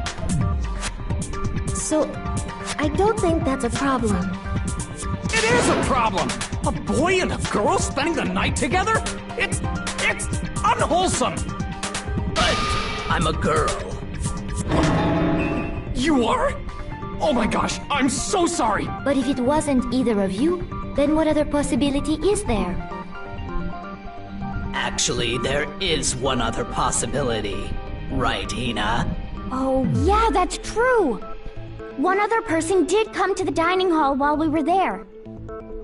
Why didn't you say so in the first place? Well, because... they're not here anymore. Someone who's not here anymore? Not here? What are you talking about? Sayaka. She's the one who came to the dining hall. And then later, she wound up dead. Sayaka? Okay, so the person who took the knife from the kitchen was... I got it! Then, Sayaka is the one who took the knife? That's the only possibility. And thinking back on it, she was acting kind of unusual. When she came into the dining hall, she didn't even look at us. She just went straight to the kitchen. As she left, she said she just wanted a drink of water. But most likely... the person who took the knife was the victim herself. I'm sure she just took it for self-defense. So you're saying the knife she took was then taken from her, and she was killed with it? In that case, you may not have taken the knife, but you still could have killed her. What? What? See? He did do it after all! No, you're wrong! So, that's how you would twist the argument and send us all off in the wrong direction? You possess a most terrifying talent.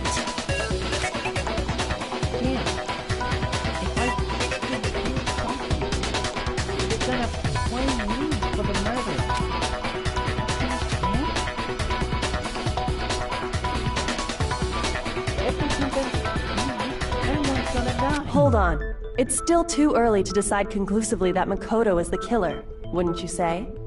Because you see, if the room did belong to the killer, then they did something most bewildering. And until we unravel that little mystery, you simply can't declare that he's the killer. Bewildering? What the hell are you talking about? Something was missing from the scene of the crime that by all rights should have been there. You know what I'm talking about, don't you?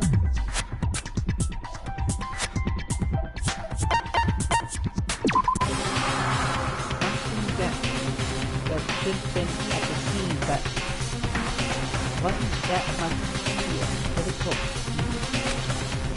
If you can figure this out, just figure out what that something is.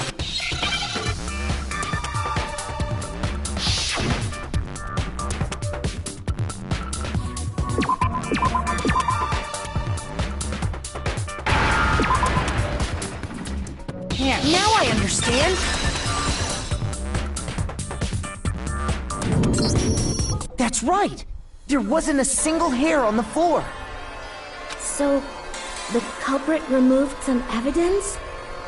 Yes, and if I were the culprit, why would I need to get rid of all the hair in my own room? It wouldn't be unusual at all to find my hair at the crime scene if the crime scene is in my room. The reason all the hair was gone was to remove any trace that Sayaka had ever been there. That makes sense, does it not? No. If that were the case, they would have had to do something about the body itself, not just her hair.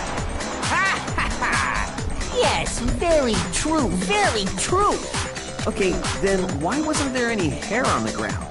The killer got rid of it all, of course, to remove any trace that they had ever been there. Wait, then that means... Precisely. It's simply beyond reason to believe that the room's owner and the killer are one and the same. Then Makoto isn't the culprit?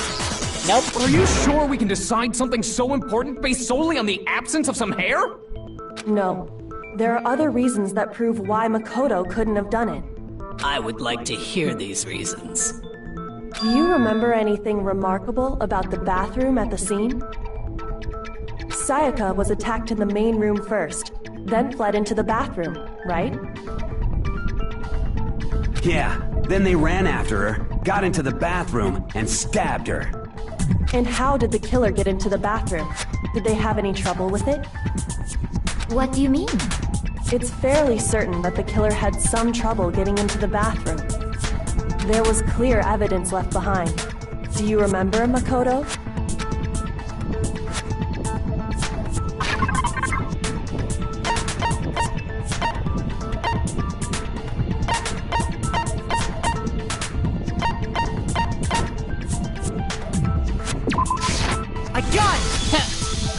Evidence that the killer had trouble getting into the bathroom. You're talking about the doorknob, right? Huh? The doorknob? What doorknob? The doorknob for my bathroom. It was completely broken. See how the top part was unscrewed? And the doorknob's about ready to fall off? Oh yeah, true. But what does it mean? In trying to bypass the lock, they ended up nearly removing the entire doorknob. This is another most bewildering act for the room's owner. It proves Makoto is beyond suspicion. So what? You're saying he wouldn't break the door in his own room? But if the only choice you have is to break it, you break it. There's nothing bewildering about it. You still don't see? Okay then. Let's take another look at how the incident unfolded.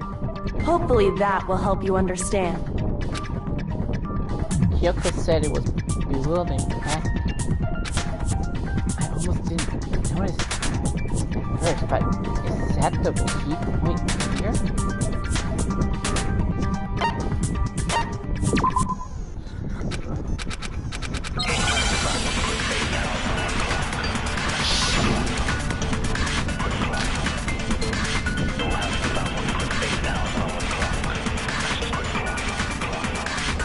The incident took place in Makoto's room. Sayaka was first attacked in the main room. She then fled into the bathroom. Then the killer ran after her. And they got into the bathroom. At that point, the killer had to try and bust down the door, because Sayaka had locked it. And finally, the culprit had Sayaka cornered. To finish the job, they stabbed her with the kitchen knife. It was you, wasn't it, Makoto? Admit it. We already know the answer. It's not because the door was locked. No, there's a different reason entirely. The incident took place in the Sayaka was first, she then fled into the... Then the killer ran, and they got into the bath. At that point, the killer had to try and bust down the door. Shoot! Damn it. The incident took place, Sayaka was first, she then fled into the... Then the killer ran, and they got into the bath. At that point, the killer... Because Sayaka had locked it. Huh! No, it's wrong!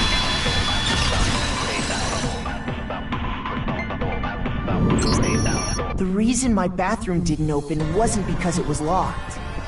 After all, the girls' rooms are the only ones with walking bathrooms, right? Yes, now that you mention it, that is true. Then why didn't your bathroom door open? Because it was stuck. Huh? What are you talking about? My bathroom door doesn't fit in the frame quite right. Monokuma over there can testify to that. Yep, true as true can be. But you know, you're supposed to be the ultimate lucky student, right? But to have such a cruddy door... That's not lucky at all! So the reason the door didn't open was just because it was stuck. But the killer didn't know that and assumed it was locked. So they tore apart the doorknob to get in. Okay, but then why would the killer even think the door was locked in the first place? Everyone should have known you can't lock any of the boys' bathrooms. The killer could easily make that mistake, thanks to one important detail about the scene of the crime.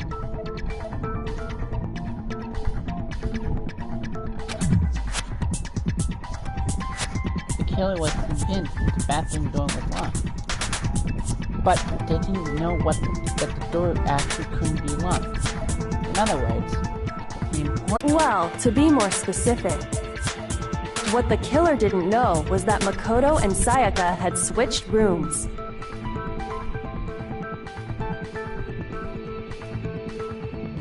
Which is what led to the misunderstanding about the bathroom. If Sayaka had been in her own room, then there would have been a lock on the door, and they would have had to break through! So they had no idea how unnecessary their actions were. Ultimately, we can't know if it came open by force or simply by accident. But the killer must have been considerably confused, with no idea how they actually got the door opened. Regardless, it was a pointless act. Wasting time trying to break down a door that wasn't locked is... definitely something I wouldn't do, since I would have known exactly why it wasn't opening, right? That is a definite possibility. So the killer would have to be someone who didn't know they'd switched rooms? Then Makoto couldn't have done it. Exactly. That's what I've been trying to tell you. Okay, then who did do it? I'm sorry, but I give up!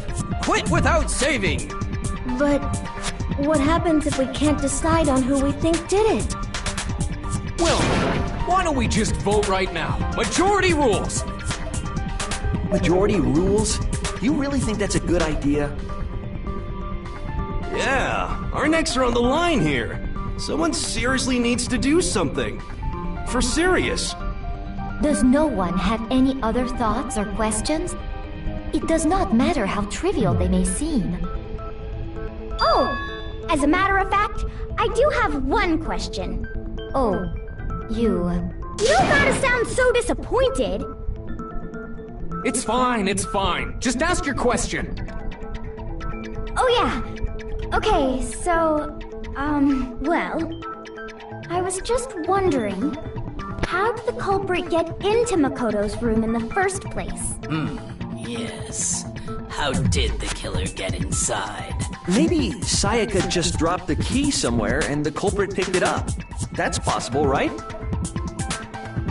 I don't think so. That seems way too convenient. Then maybe someone picked the lock? Negative! If you remember, Monokuma made it quite clear that the locks are all unpickable. Fine. How about this? The killer got in the easy way. They could have knocked and said they wanted to talk or something, and Ms. Maizono just let him in. No, that can't be it either. Oh, trying to argue against me? Sounds like someone doesn't know his place. Hello? Why exactly can't that be it? Because she asked me to do something in particular. Because of how she was frightened. The answer was right there. I was like... There's no way so I could let someone in because...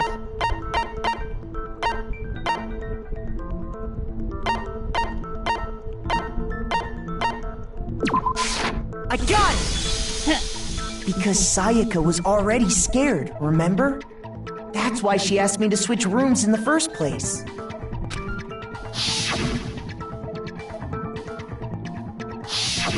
Knowing what she'd been through, I just can't believe she would have opened the door for anyone. What if her being scared was a lie? Huh? Well, what the hell is that supposed to mean? Why would she lie about something like that? I know you don't want to consider it, but look at this and tell me. Can you still deny the possibility?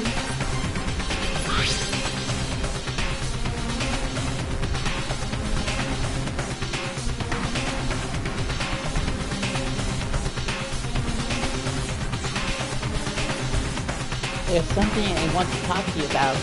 Just for 2. In 5 minutes, come to me in my room. Check your nameplate to make sure you don't get the wrong name. I found a notepad during my search, and I shaded in the top sheet with a pencil. And these are the words that appear. Oh man! I've totally seen people do that on detective shows. When you write, it can leave an imprint. Sketch over the next sheet of paper, and you can see the words. When I saw that, I was like, holy crap! I better make sure I rip the paper out before I use it from now on. It's a pretty old-fashioned technique, but even the classics can be surprisingly useful sometimes. Oh, and I should also mention, I found the notepad on the desk in Makoto's room. Huh? Which means only someone who had been in Makoto's room before the incident could have written it. Then either it was Makoto who lived there, or Sayaka who switched rooms for a single night. So, Makoto, did you write this? No, I didn't. But of course you didn't, because the note also bears a perfectly legible signature. Sayaka's signature. And that note. Sayaka did it? But why? Why would she write that? The note was likely her way of getting in touch with a certain someone. She must have slid it under their door to let them know she wanted to meet with them in secret. If you got an invitation like that from the ultimate pop sensation, what young man could resist? Of course, I'm only into 2D, so it wouldn't have any effect on me. But can we be sure anyone even got this note? And honestly, even if they did, I do not think they are at all involved in what happened. Huh? What makes you say that? Would you like to hear what I have to say? Very well then, pay attention.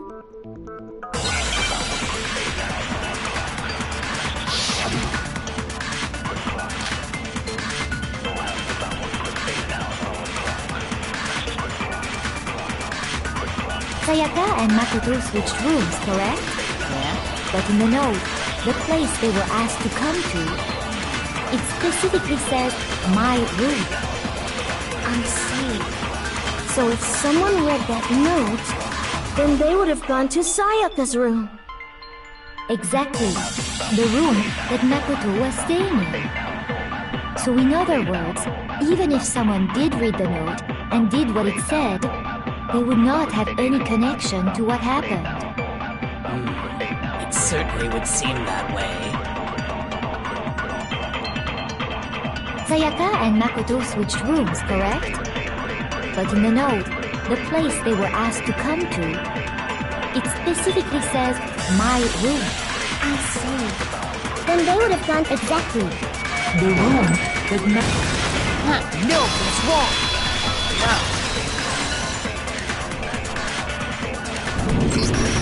The nameplates on Mai and Sayaka's rooms got switched. They got switched? That's right. The nameplates got switched, just like the rooms themselves. As a result, the nameplate on Sayaka's room actually had Makoto's name. And the nameplate on Makoto's room had Sayaka's. So what you're saying is, the room Sayaka was staying in was actually marked as her room. Then, if someone did do what the note said, they would end up at Makoto's room where Sayaka was. Plus, their rooms are right next to each other, so switching the nameplates would be no problem. And the one who switched the names was... well, of course it wasn't you, right, Makoto? Right? Okay, then who did it? There's only one person who could switch nameplates.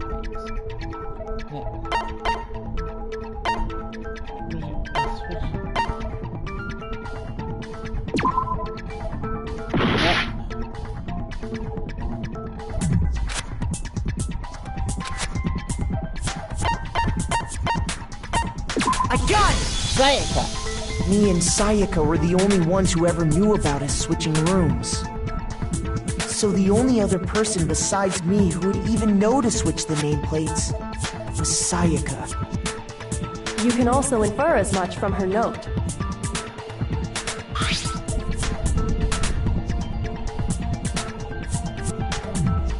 She specifically tells the reader to check the nameplate. She would only have written that if she knew the nameplates had been switched. But why would she switch them in the first place? She wanted someone to come to the room she was in, and also hide the fact that it was Makoto's room. What? Inviting someone to your room, but not telling them you'd switched rooms. Why would anyone do that? To understand that, we first need to understand what happened after she invited the person into the room. That's where the answer lies. What happened then was probably whoever she invited over came in and attacked her. We figured it out! We know who did it! Whoever she invited over is the culprit! But we still don't know who it is, you goddamn idiot! Sayaka fought with her killer there in the room, yes? Perhaps the answer to our previous question lies in that initial struggle. Yes, I think you're right. Then... we just have to figure out what happened during the fight, right? That reminds me. There was a replica sword at the murder scene. Was that perhaps used during the fight? Oh yeah. What's the deal with that sword? Sayaka suggested I should hold on to it. I thought it might come in handy if I had to defend myself. It seems pretty likely that the killer used it to break Sayaka's right wrist. How the hell could you possibly know that's what broke her wrist?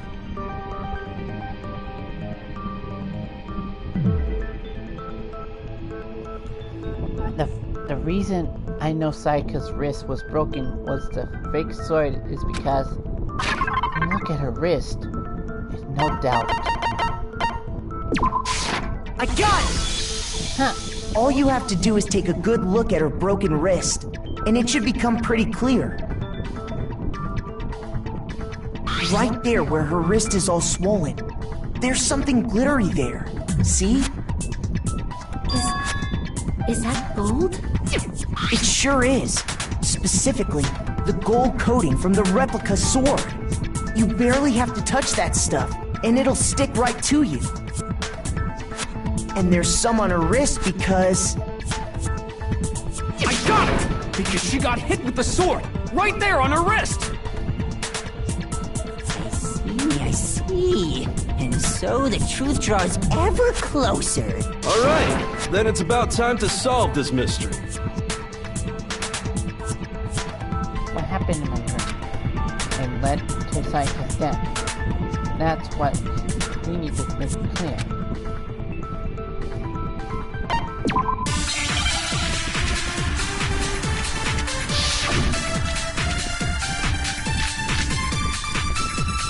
You gotta be kidding me.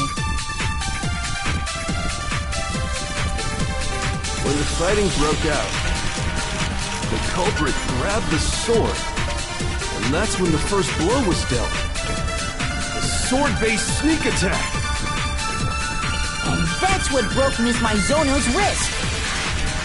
So, she tried to fight back. She grabbed the kitchen knife she had hidden away. But then the culprit took that from her too. And they killed her with it. And that's exactly what happened. When the fighting broke out, the culprit, and that's when the first sword-based sneak attack.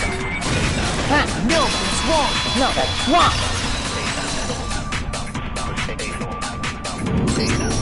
Actually, no. I don't think the fight started with the sword. Why not? Because the sword's sheath had been scratched. See? There's a gash in it. Like someone cut into it with something sharp. Something sharp? You mean like the kitchen knife? That was the only sharp thing found at the scene. Stop jumping ahead!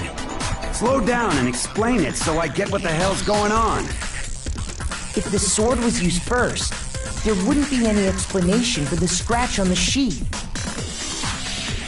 If you were going to attack with the sword, you'd take it out of the sheath first, right?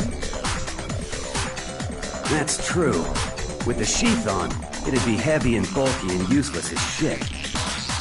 Okay, so how did the sheath get damaged?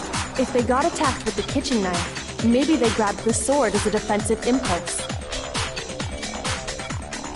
In that situation, there wouldn't be any time to actually unsheath the sword. So you're saying the sword was initially used to defend against an attack from the knife? Which means whoever had the kitchen knife was the one who attacked first. I think I get it! So here's how it all played out. The culprit came in, found the kitchen knife hidden there somewhere. Then they took the knife and attacked Sayaka before she knew what was happening. So she grabbed the sword to defend herself, but then the culprit took that from her too! Then, after they broke her wrist with the sword, they took the knife and finished it. Sorry, but I don't think Sayaka used the sword to defend herself. What? How the hell can you not think that? Because she never held the sword at all. There's a certain part of her body that makes this clear.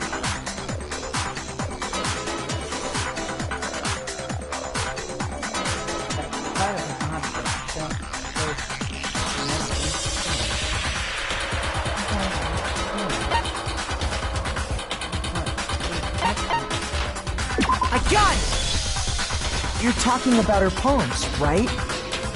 The palms of her hands were perfectly clean, so I don't think she ever picked up the sword. How can you know that just by looking at her palms? Like I said before, the gold coating on that sword comes right off. All you have to do is touch it. In fact, if you look, you'll notice that a lot of the gold has already come off the handle. It's safe to assume that's because whoever used the sword got some of it on their hands. There's really no way she could have picked it up and come away completely clean. Maybe she washed her hands after she escaped into the bathroom. Sorry, but I don't think so. Why do you say that? Is it because you think I'm ugly? No, no, that's not it at all.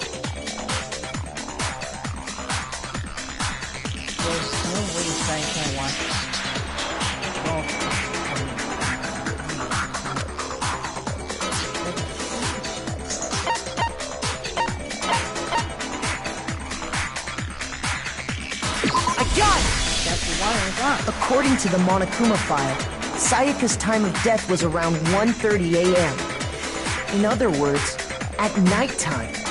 And the water in the bathroom shuts off at nighttime, right? Oh, I didn't know that. Actually, I haven't taken a shower here yet. Oh my. You're no different! You smell like a big fat ugly donkey! I'm not sure whether to take that as an insult or a compliment. An insult, obviously. So anyway, if Sayaka never touched the sword, then that means the killer is the only one who used the sword. But hold on. If that's right, then the one who damaged the sheath with the kitchen knife was... The what?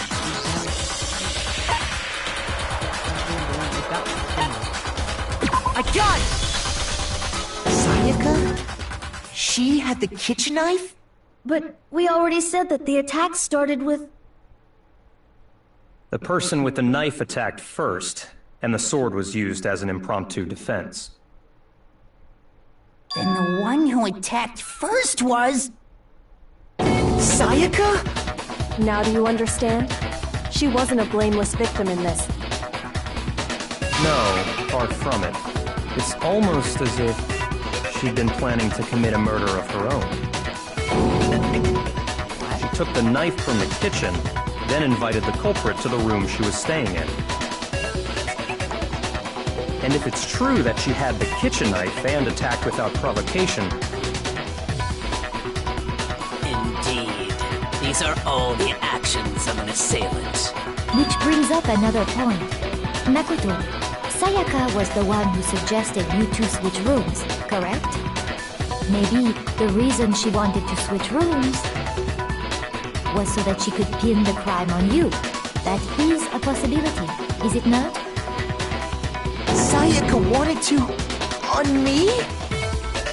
That would also explain why she would switch the nameplates. She wanted to get whoever she had targeted to come to Makoto's room where she was staying. And by committing the murder there, instead of her room, that would implicate Makoto. But for that to work, the target had to be lured out while still keeping the room swap a secret. If the target knew she had switched rooms, they would have become suspicious right away. So all that's why she switched the names? But doesn't that plan seem a little risky? For one thing, even if her plan worked, Mr. Naegi would just tell everyone they'd switched rooms. I don't know. I'm not sure our soft-hearted Makoto is capable of that kind of cutthroat behavior. I'm sure Sayaka realized the same thing, which is why out of all of us, she asked him to switch rooms. Plus, she was the ultimate pop sensation. A totally forgettable kid. Or a national superstar. Who are you more likely to believe? Wait, then you're saying she had this all planned out? Holy shit! But in the end, her plan backfired. She launched her attack with the knife, then found herself under attack in turn. That must be when her wrist got broken, and she was forced to drop the knife. The tables were suddenly turned on her, and she died at the hands of the one she planned to murder. Just hold on! That can't be true! Because... Hey! You guys have totally derailed the argument! You're being super boring right now. Come on, hurry up and decide who did it! Wouldn't it be awful if I had to punish you all just because you ran out of time? Oh yeah, we gotta decide who we think did it. Makoto, right now you just need to concentrate on figuring out the answer to this mystery. If we can't uncover who murdered Sayaka, it's over for all of us. Is it really all over? Obviously, I committed finding out who killed her, but what can I do? I mean, as far as the clues go, there's nothing left.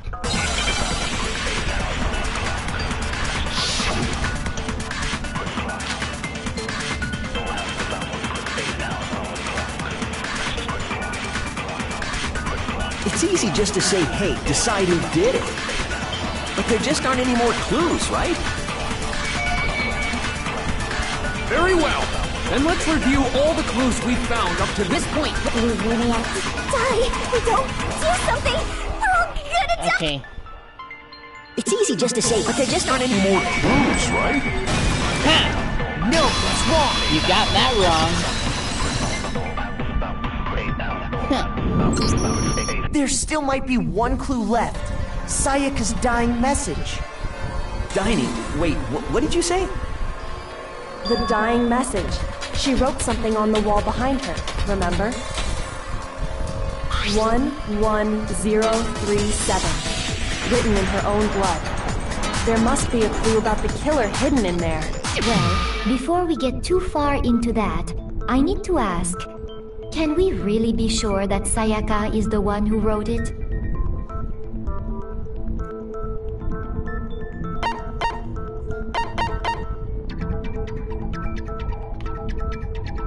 I got it! her left index finger had blood on it. That could only be because she used that finger to write the message. I see. She broke her right wrist during the fight, so she'd have to use her left hand to write. Yep. Sure. I think we can all agree Sayaka wrote it. But still, what the heck do those numbers mean? 11037? Hey, Chihiro. You're a computer nerd or whatever, right? You should know all about numbers and shit. No, that's not... Yes, I'm a programmer, but I don't see any kind of meaning in these numbers. Of course. It's because they're not numbers. Oh! Yeah, it looks like... What? What? No, it's just... look at the numbers, assuming they're not numbers. Don't these first two, 1-1, look less like two numbers and more like one letter? Ah, you're right. The connecting line is barely there, so I assumed it was 1-1, but looking at it now, you could also read it as an N. Whoa, you might have finally just said something worth a shit. Our little brain cells are really getting excited now. But even if that really is an N037, doesn't make any more sense than before. Damn it. It's not use, I just don't know. Rotate the image 180 degrees. Huh? Rotate it? Oh my god. Now I see. She wrote down the killer's name. Huh? You just shot past the clue part and right onto who did it. So, whose name did she write? Time message. Real killer's name. If she turned her message 100 degrees, 180 degrees, it should become crystal clear. I know who did it. I know who did it. Here's my answer. Leon! The key to solving this mystery was simply to rotate the writing 180 degrees. If you turn the message around, it becomes the letters L-E-O-N. L-E-O-N. Or more accurately, Leon. Leon! What the hell are you talking about? It's just a coincidence. It's just a bunch of random squiggles that happen to look like my name. No, it's not random at all. She wrote that message on the wall behind her as she was leaning up against it. In that position, she couldn't move to write normally, and had to write upside down, as it were. And as a result, when you look at it standing in front of her, it ends up getting flipped. Try it for yourself if you want. Write something sitting like her, and the letters will be inverted. That sounds like one hell of a stretch to me. I'm the killer? You can't just go and say shit like that. It's true. If you're not the killer, then why did you try to destroy the evidence? Huh? You know what I'm talking about, right, Makoto? The evidence Leon tried to get rid of? Oh, yeah! Leon tried to get rid of the thing from the ground, incinerator.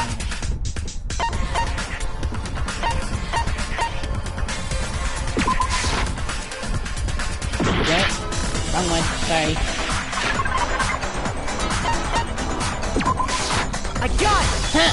That's it! You mean the burnt shirt piece I found laying on the ground by the incinerator, right? As the killers stabbed Sayaka, they must have gotten some of her blood on them. And to dispose of the shirt covered in the victim's blood, they threw it into the incinerator. That's right. Now I get it. One piece burned off and got left behind. And the killer didn't notice. If they had, they most certainly would have panicked. Isn't that right, Leon? But is one scrap of fabric enough to conclude that Leon is guilty? Yes. Yeah, I mean, Leon's not the only one wearing a white button-up. That's right. There are plenty of other people here with shirts like mine. No? With just that one little charred piece, there's no way you can say for sure who it belongs to. Leon. You're right. That alone isn't enough. But there are some other points that may reveal the truth. Are you finally starting to understand? The answers to all the riddles are right here. Yeah, I think so.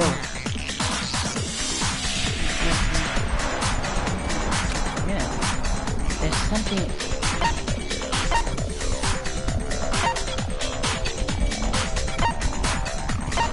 I got it! If you look closely at how the shirt was disposed of, we should be able to figure out who the killer is. Oh yeah, that's a good point. I think I know what you're gonna say. You can't reach the incinerator without opening the gate in front of the trash room, right? And obviously, you wouldn't be able to hit the switch to turn it on either. You need the key to get in, and the one with the key was the person on cleaning duty. No. So the killer had to be whoever was in charge of taking care of the trash, right? Interesting. No, that's wrong. There was another way to use the incinerator without being the one on cleaning duty. And that's exactly what proves that Leon is the real killer.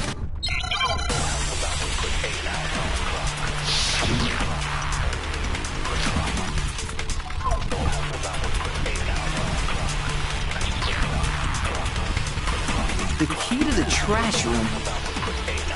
Whoever was on cleaning duty must have had it, right? So the only one who could get to the incinerator was the person in charge of the trash? And you'd have to get close to the incinerator in order to destroy the evidence.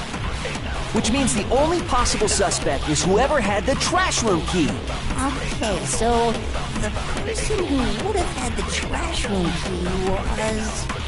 Huh? Me? No!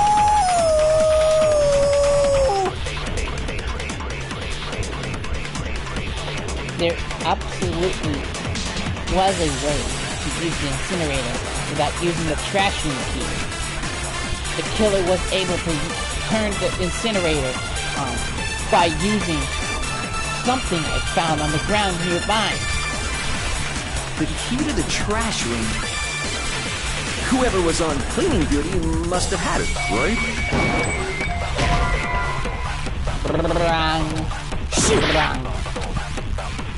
The key to the whoever was on... So the only one, the person in charge of the trash? Shoot! No. No. The key to the whoever was on... So the only one, the person... And you'd have to get close to the incinerator. No, it's wrong! No, that's wrong! Hold on. I think I know how someone could dispose of the evidence without using the trash room key. But if you can't get past the gate, you couldn't possibly turn on the incinerator, could you? Yes, you could. If you used this. What is it, some kind of glass ball? It's busted to hell. Actually, it was supposed to be a crystal ball, but, But how would you use it?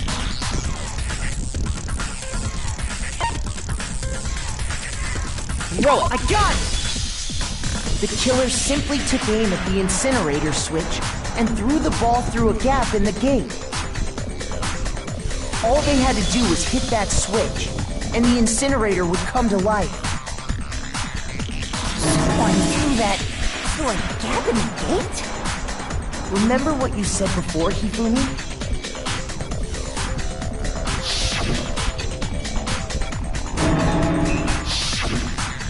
Fumi had the key. So the only way the incinerator could have been turned on without his knowledge was because the killer was able to hit the switch without opening the gate. Once they got the incinerator going, all they had to do was ball up the shirt and toss it in. Hey, come on! What the hell is this? All you have to do is look at the scene to know that the killer never actually went inside the trash room. The shards of broken glass, the incinerator left running, the piece of shirt that escaped the fire.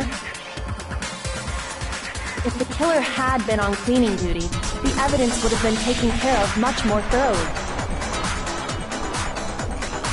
Wait, no, just hold on. But the distance from the gate to the incinerator has to be at least 30 feet, right? The pinpoint accuracy you'd need to throw a glass bulb that far and hit something that small. Could someone really do that? That's right! There's no way! It'd be impossible! Difficult, absolutely. Impossible? I don't think so. Because the killer is...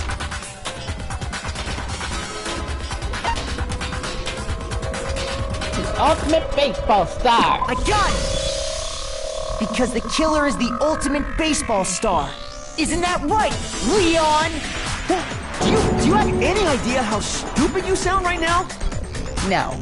A target 30 feet away would surely be little challenge for the ultimate baseball star. Makes sense now. You can't be serious. I'm not the killer! Yes, you These are. goddamn shipper brains have got it all wrong, I'm telling you! You still won't admit it? Okay then. Makoto, go ahead and review the incident one more time to make his crime perfectly clear. And with that, we can end this. Listen to me! What the hell do you mean, end this? Say what you want, Leon. But all the questions have been answered, and the truth has been revealed. Now here's what happened.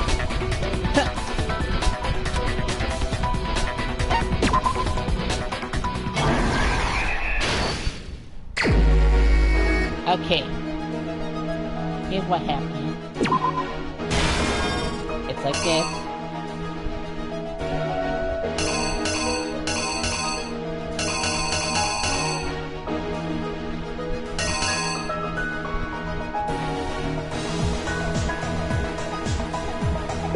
Maybe it's like this.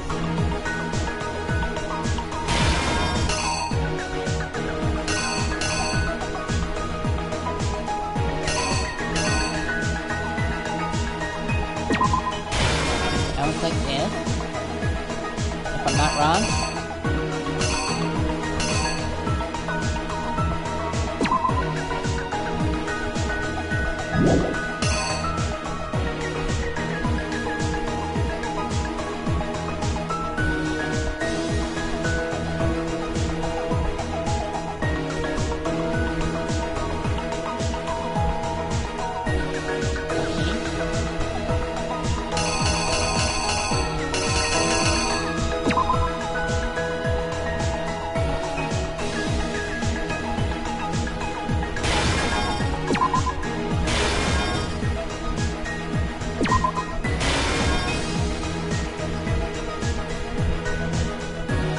If I'm not wrong.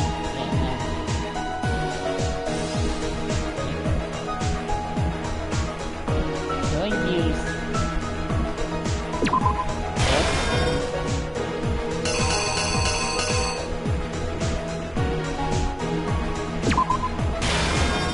dying message. Die. Use. Yes, push the bomb.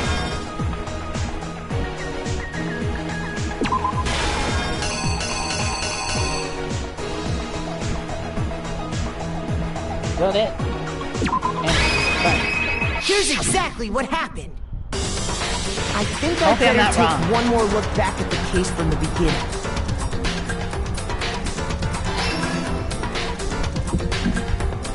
Last night, the killer went to the room Sayaka was in. In other words, my room. From what we can tell, Sayaka invited that person there intending to kill them. She attacked them with the knife she'd taken from the kitchen earlier.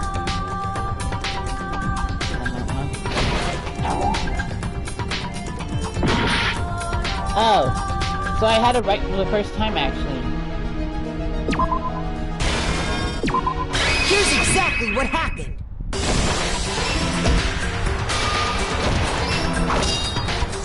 But then something happened that she wasn't prepared for.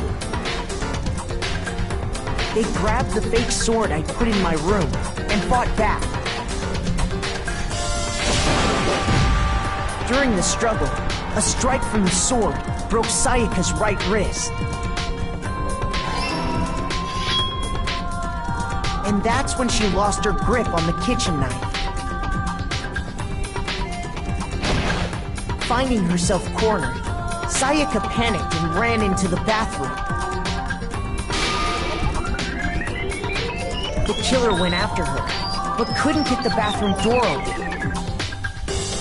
What they didn't know was that my bathroom door got stuck easily, and there was a trick to opening it. Sayaka knew about that because I told her, but of course the killer had no way of knowing.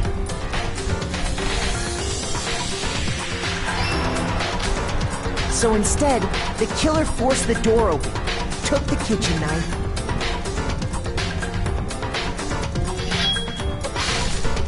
and stabbed Sayaka.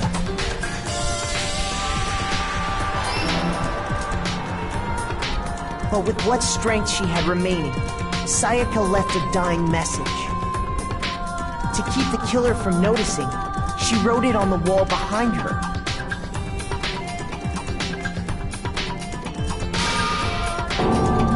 And with that, all her strength was gone. With Sayaka dead, the killer quickly began destroying the evidence. First, they took off their shirt, which was covered in their victim's blood.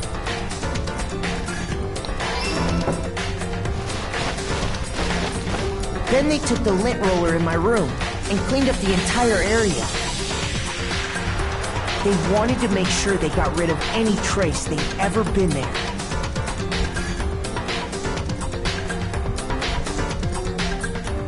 Afterwards, the killer headed to the trash room to destroy their bloody shirt.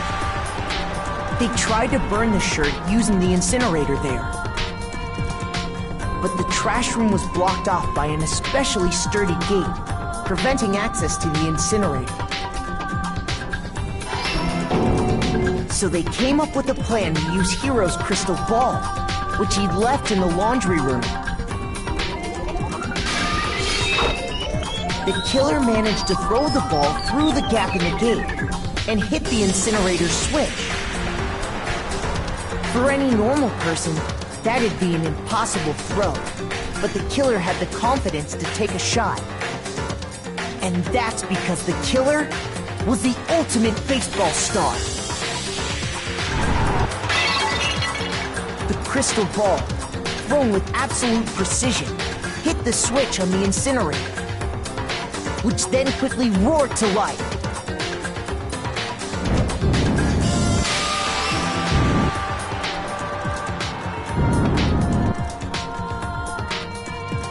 Having destroyed the final piece of evidence, they left the area with, I imagine, a sigh of relief. But there was one thing they missed. Part of the shirt they'd thrown into the fire burnt away and fell out of the incinerator. The killer didn't notice this, and so left behind a piece of indisputable evidence.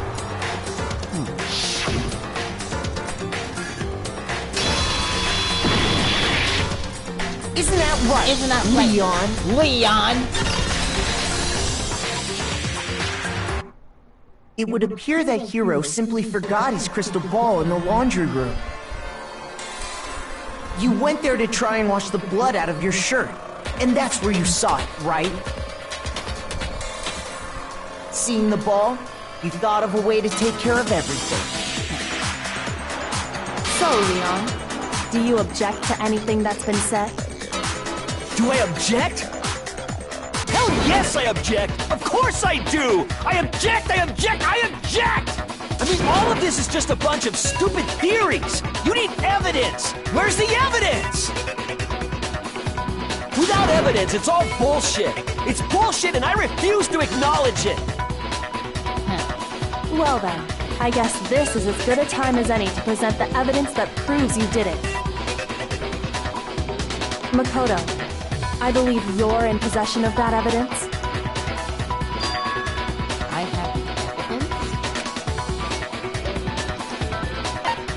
evidence? When the killer removed the screws from the doorknob, they didn't use anything from your room to do it. Instead, they must have used something that belonged to them. They used something of their own to remove the screw. Couldn't it have been... I refuse to acknowledge you! You're stupid! Stupid, stupid, stupid! Stupid, stupid, stupid, stupid, stupid, stupid, stupid! I think you have to say it. I have to show indisputable evidence that Leon is the killer. I need to figure it out.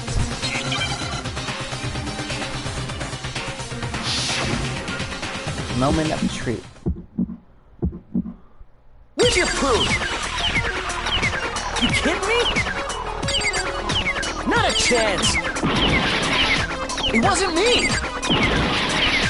Stupid! You lied! Stop talking! Shut up! Where's your proof?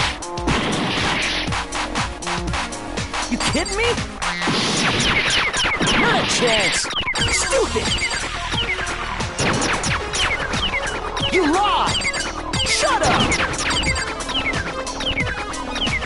Where's your proof? You kidding me? Not a chance! It wasn't me! Stupid! You lied! Stop talking! Shut up! Where's your proof? You kidding me? Where's your proof? This should prove it.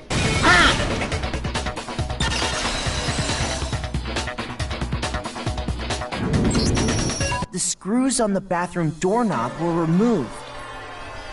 I wonder what kind of tool the killer used to remove them. I mean, it had to be a screwdriver, right? Exactly. Oh yeah, I'm pretty sure the toolkits we got each had one inside. That must be what he used. There aren't any other tools anywhere.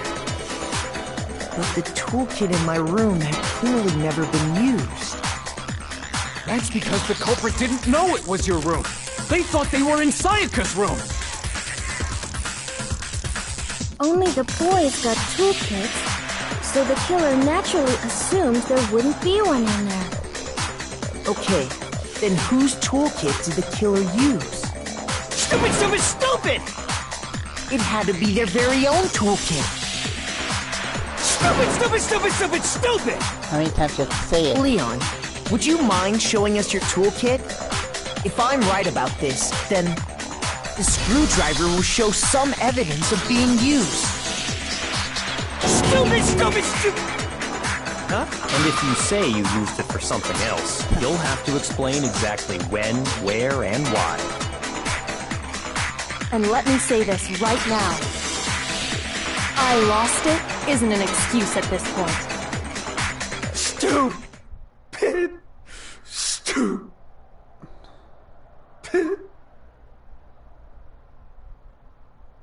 So, you have no rebuttal? Then it would seem we are finished here.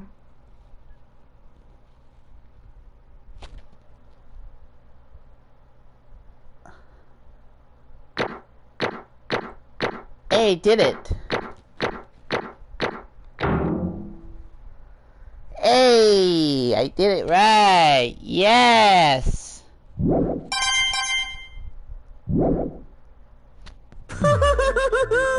Looks like you've reached your verdict. Then are we ready to cast our votes? You all have a lever in front of you. Use it to make your selection. Oh, just to remind you all, make triple sure you vote for someone. You wouldn't want to be punished for something so minor, right? Okay, then let's get excited! Who will be chosen as the Blackened? Will you make the right choice or the dreadfully wrong one? What's it gonna be? What's it gonna be?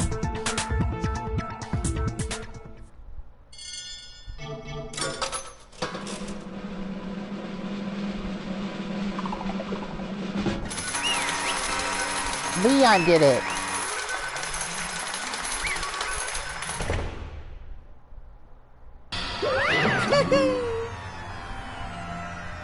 Uh-oh! Looks like we got it right on the money! The Blackened in this case, the one that killed Sayaka! Yahoo! Other than Lyoko Warrior! Huh? Hey, hold on! Hold on a second. Leon, did you really kill Sayaka?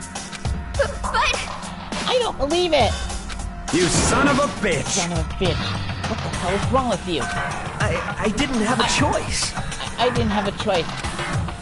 It was kill or be killed. So, that's why... So that's why I killed her first. None of you are any different! None of you are any different! No wrong step! One wrong step, and you'll be the one standing here.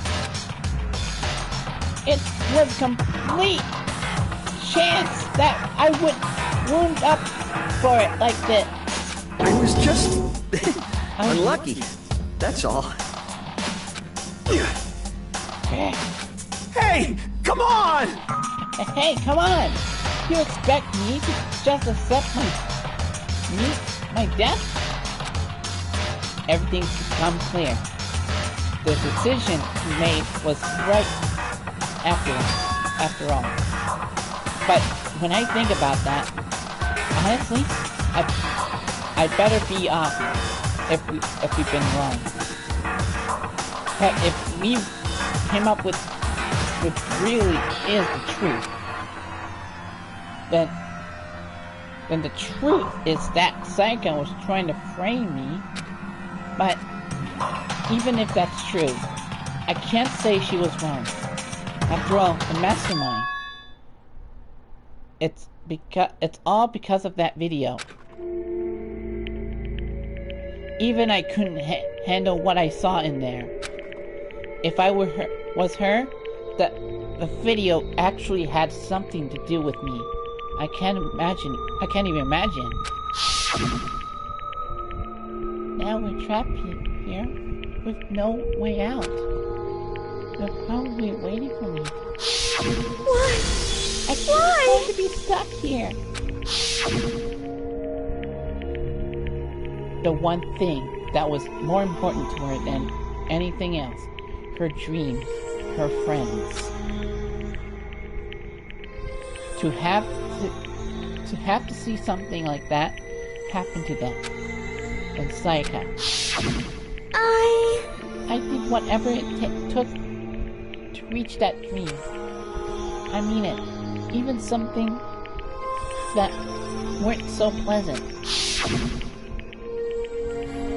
And that's why Sayaka, for the friends that meant so much to her, that's why she betrayed me. When she said, no matter what happens, please always be there for me. I need you on my side. She was lying to me from the very beginning. She was using me. Is that why she talked to me in the first place? I guess I'll never know. Because there's nothing I can do to ask her what she was thinking. Once you're dead, that's that. Boy, howdy, the entertainment industry must sure be terrifying, huh?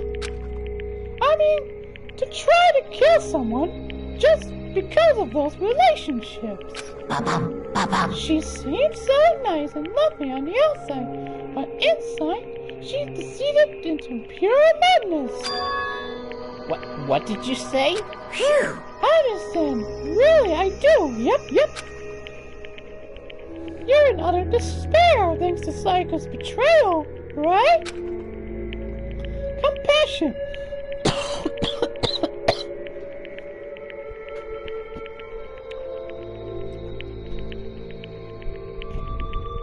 Intimacy. Love.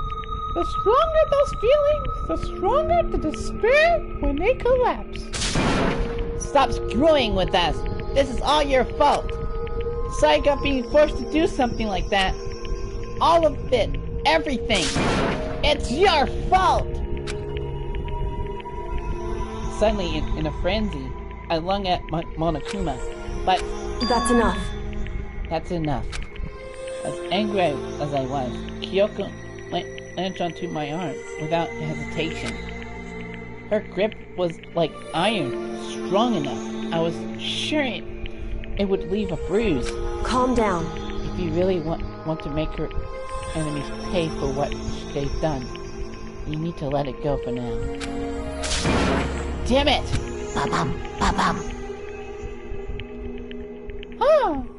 That was a close one. I thought for sure you were going to give me a good whipping. Whooping. It's just barely avoiding punishment you could. Yes, indeed. Now then, since you are mystically revealed the identity of the killer during this last trial, the blackened Leon Kawada will receive his punishment. Punishment? You mean execution? Wait a second! I didn't have a choice. I had to kill her. Yeah, that's it. Yeah, that's it. I was just protecting myself in the heat of the moment. It was self-defense. Is that okay? How exactly was it self-defense? When you force your way into the bathroom, did you not use his own? After she shut herself in her bathroom, you went out and up your way, headed back to your room. Then you came all the way back, broke into the bathroom and killed her. Am I wrong? Do you understand? You had any number of chance to stop what you were doing, but you chose not. Is it because you had the unclouded intent to commit murder? So, that's why... No, that's not it. That's not... Stop it. I have enough of this. Oh, Are you sure? You just... Feel your fish is like, you understand? I can't say Leon is solely to blame. Of course I'm blaming Sayaka either. Because the one to blame is him. Huh? What? If it weren't for you, this wouldn't have happened to Sayaka or Leon. We shouldn't be fighting each other. We should fight against the one who put us in this situation.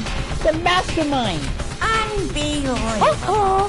If you're waiting for this is a justice? Hey, Well, it just so happened that there's nothing more unjust than an unwaveringly sense of justice. After all, it's people with that sort of mystery that pictures yours all over the world. Is that sort of justice not working within you? Just shut up. Okay. Anyway, more pointless. chills, Let's hurry up and get to the what everyone's been waiting for. The punishment. I'm begging you! Please, don't do this! Hey, come on now. now! No more begging! No more excuses! You must pay for the trick in the room! The starter demands it! Stop! Please! Now then, I've prepared a very special punishment! But now then, I prepare a very special punishment for Leon Corona, the ultimate baseball star! No! Let's give it everything we've got! It's punishment time! No! Oh, Leon just received a punishment. Leon has been found guilty. Time for the punishment.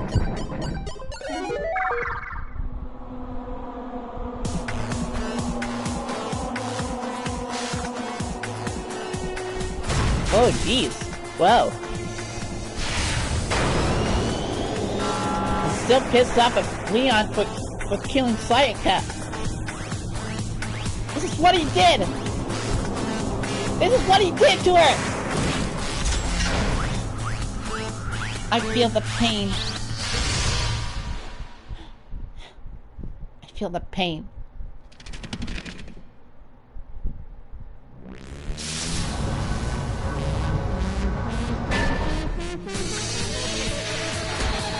I want 1,000 blows. Punishment.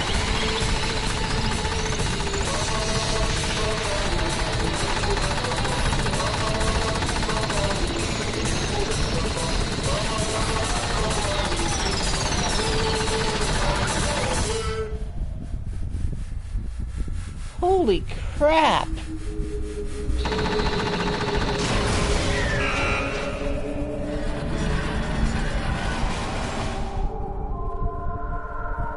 Look at us. We're in shock and fear. Wait, especially from Monokuma? What the hell? Oh, jeez. So this is what happened. This is what happened. I don't get this at all. What we saw, that was the true face of despair. I mean, if we can't call it that, what else could we call it? Extreme! Woo-hoo! Extreme! Man, my life is pumping right out of control! Let go! What's going on? I can't take it. I can't take this anymore. We have to keep doing this. I just can't take it. Well? What? Hey, if you don't like it, all you gotta do is spread it to all sides and out with the outside world and just living here forever. That means if every single one of you can on board with it.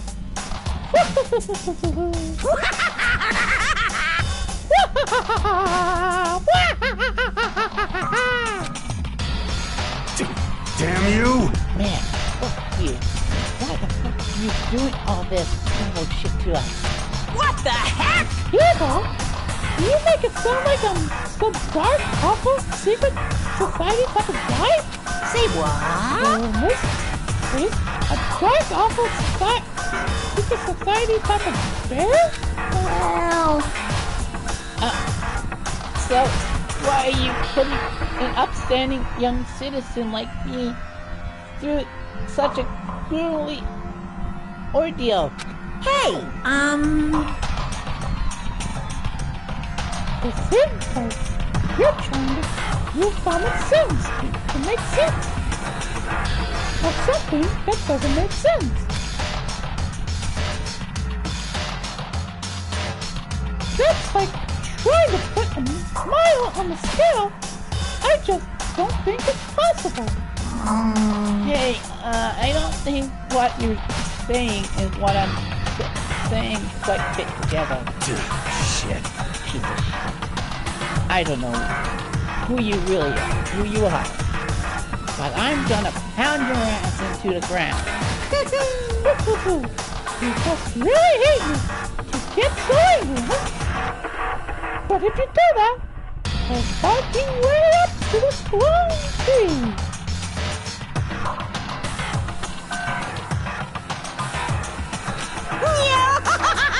What happened because more than one of you decided you wanted to get alright? No matter how much passes, you cut free of your restrictions. Also, you're to blame. Of course, you can't cut free of the outside world being trapped in its insane place. You're trapped, are you? Well, I'm sure what you learn all the mysteries at this school, your thinking will change for sure. You'll think, boy, isn't it wonderful how we all get to live here forever? What does this mean? What are you trying to say? Hey. Feel like there's some hidden in there. Just like before. Chills! Chills! Kills!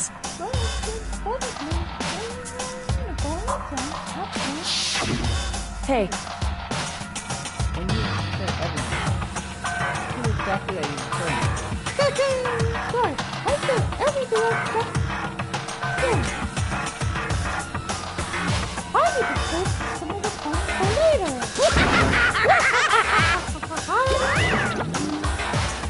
Just like that, he was gone. He left us there, overwhelmed by the nightmare turned to reality. Even after he was gone, he stood there forever, unable to move. Actually, no, it wasn't that long, I think. Everyone just lost their sense of time. We were all too scared. Scared of being alone.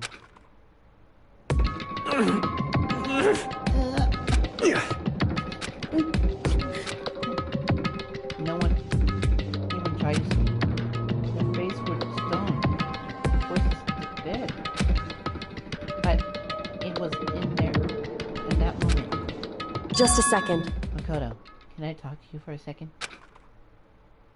She moved in, whispered in closer and whispered. Makoto. Before we head back, there's something I want to talk to you about. It's about Sayaka, isn't it?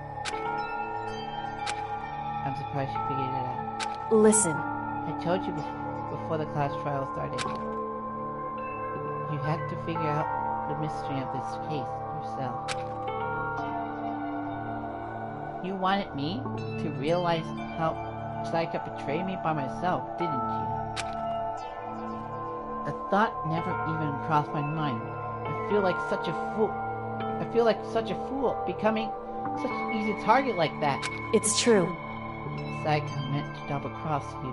That's the fact that you can never change. But even till the very end, she wasn't sure of her decision, that's why. As she lay dying, she was thinking of you. She was thinking of me? You can't just say something like that. I mean, there's no way you can know that. Only Sayaka would know for sure. And we can't ask her now. However... Even if you can't ask her, you can interfere. Don't you think? Her final thought was how she could protect you. What? So... The fact that she used her last element of energy to leave her dying message proves it. If she didn't care what happened to you, she never would have left that message.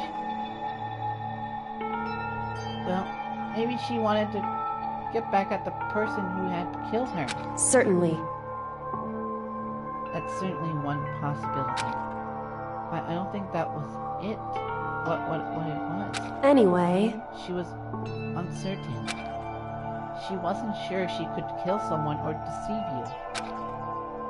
Which is why her plan failed.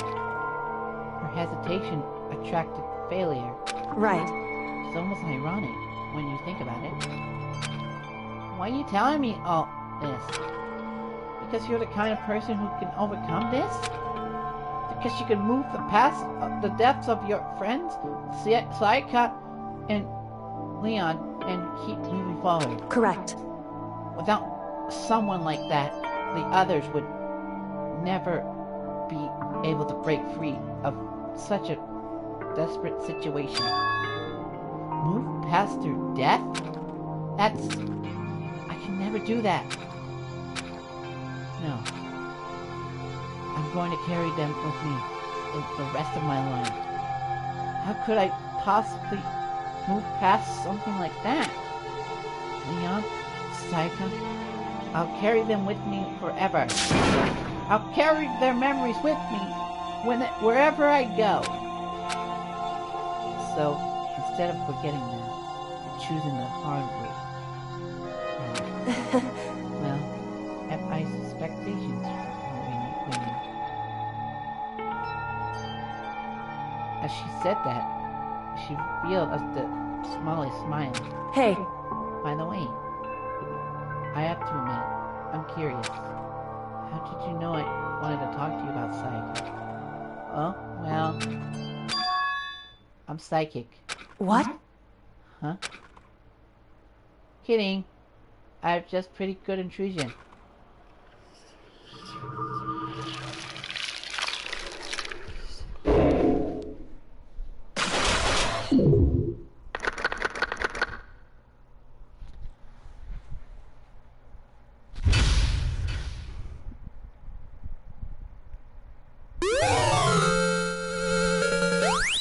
Okay.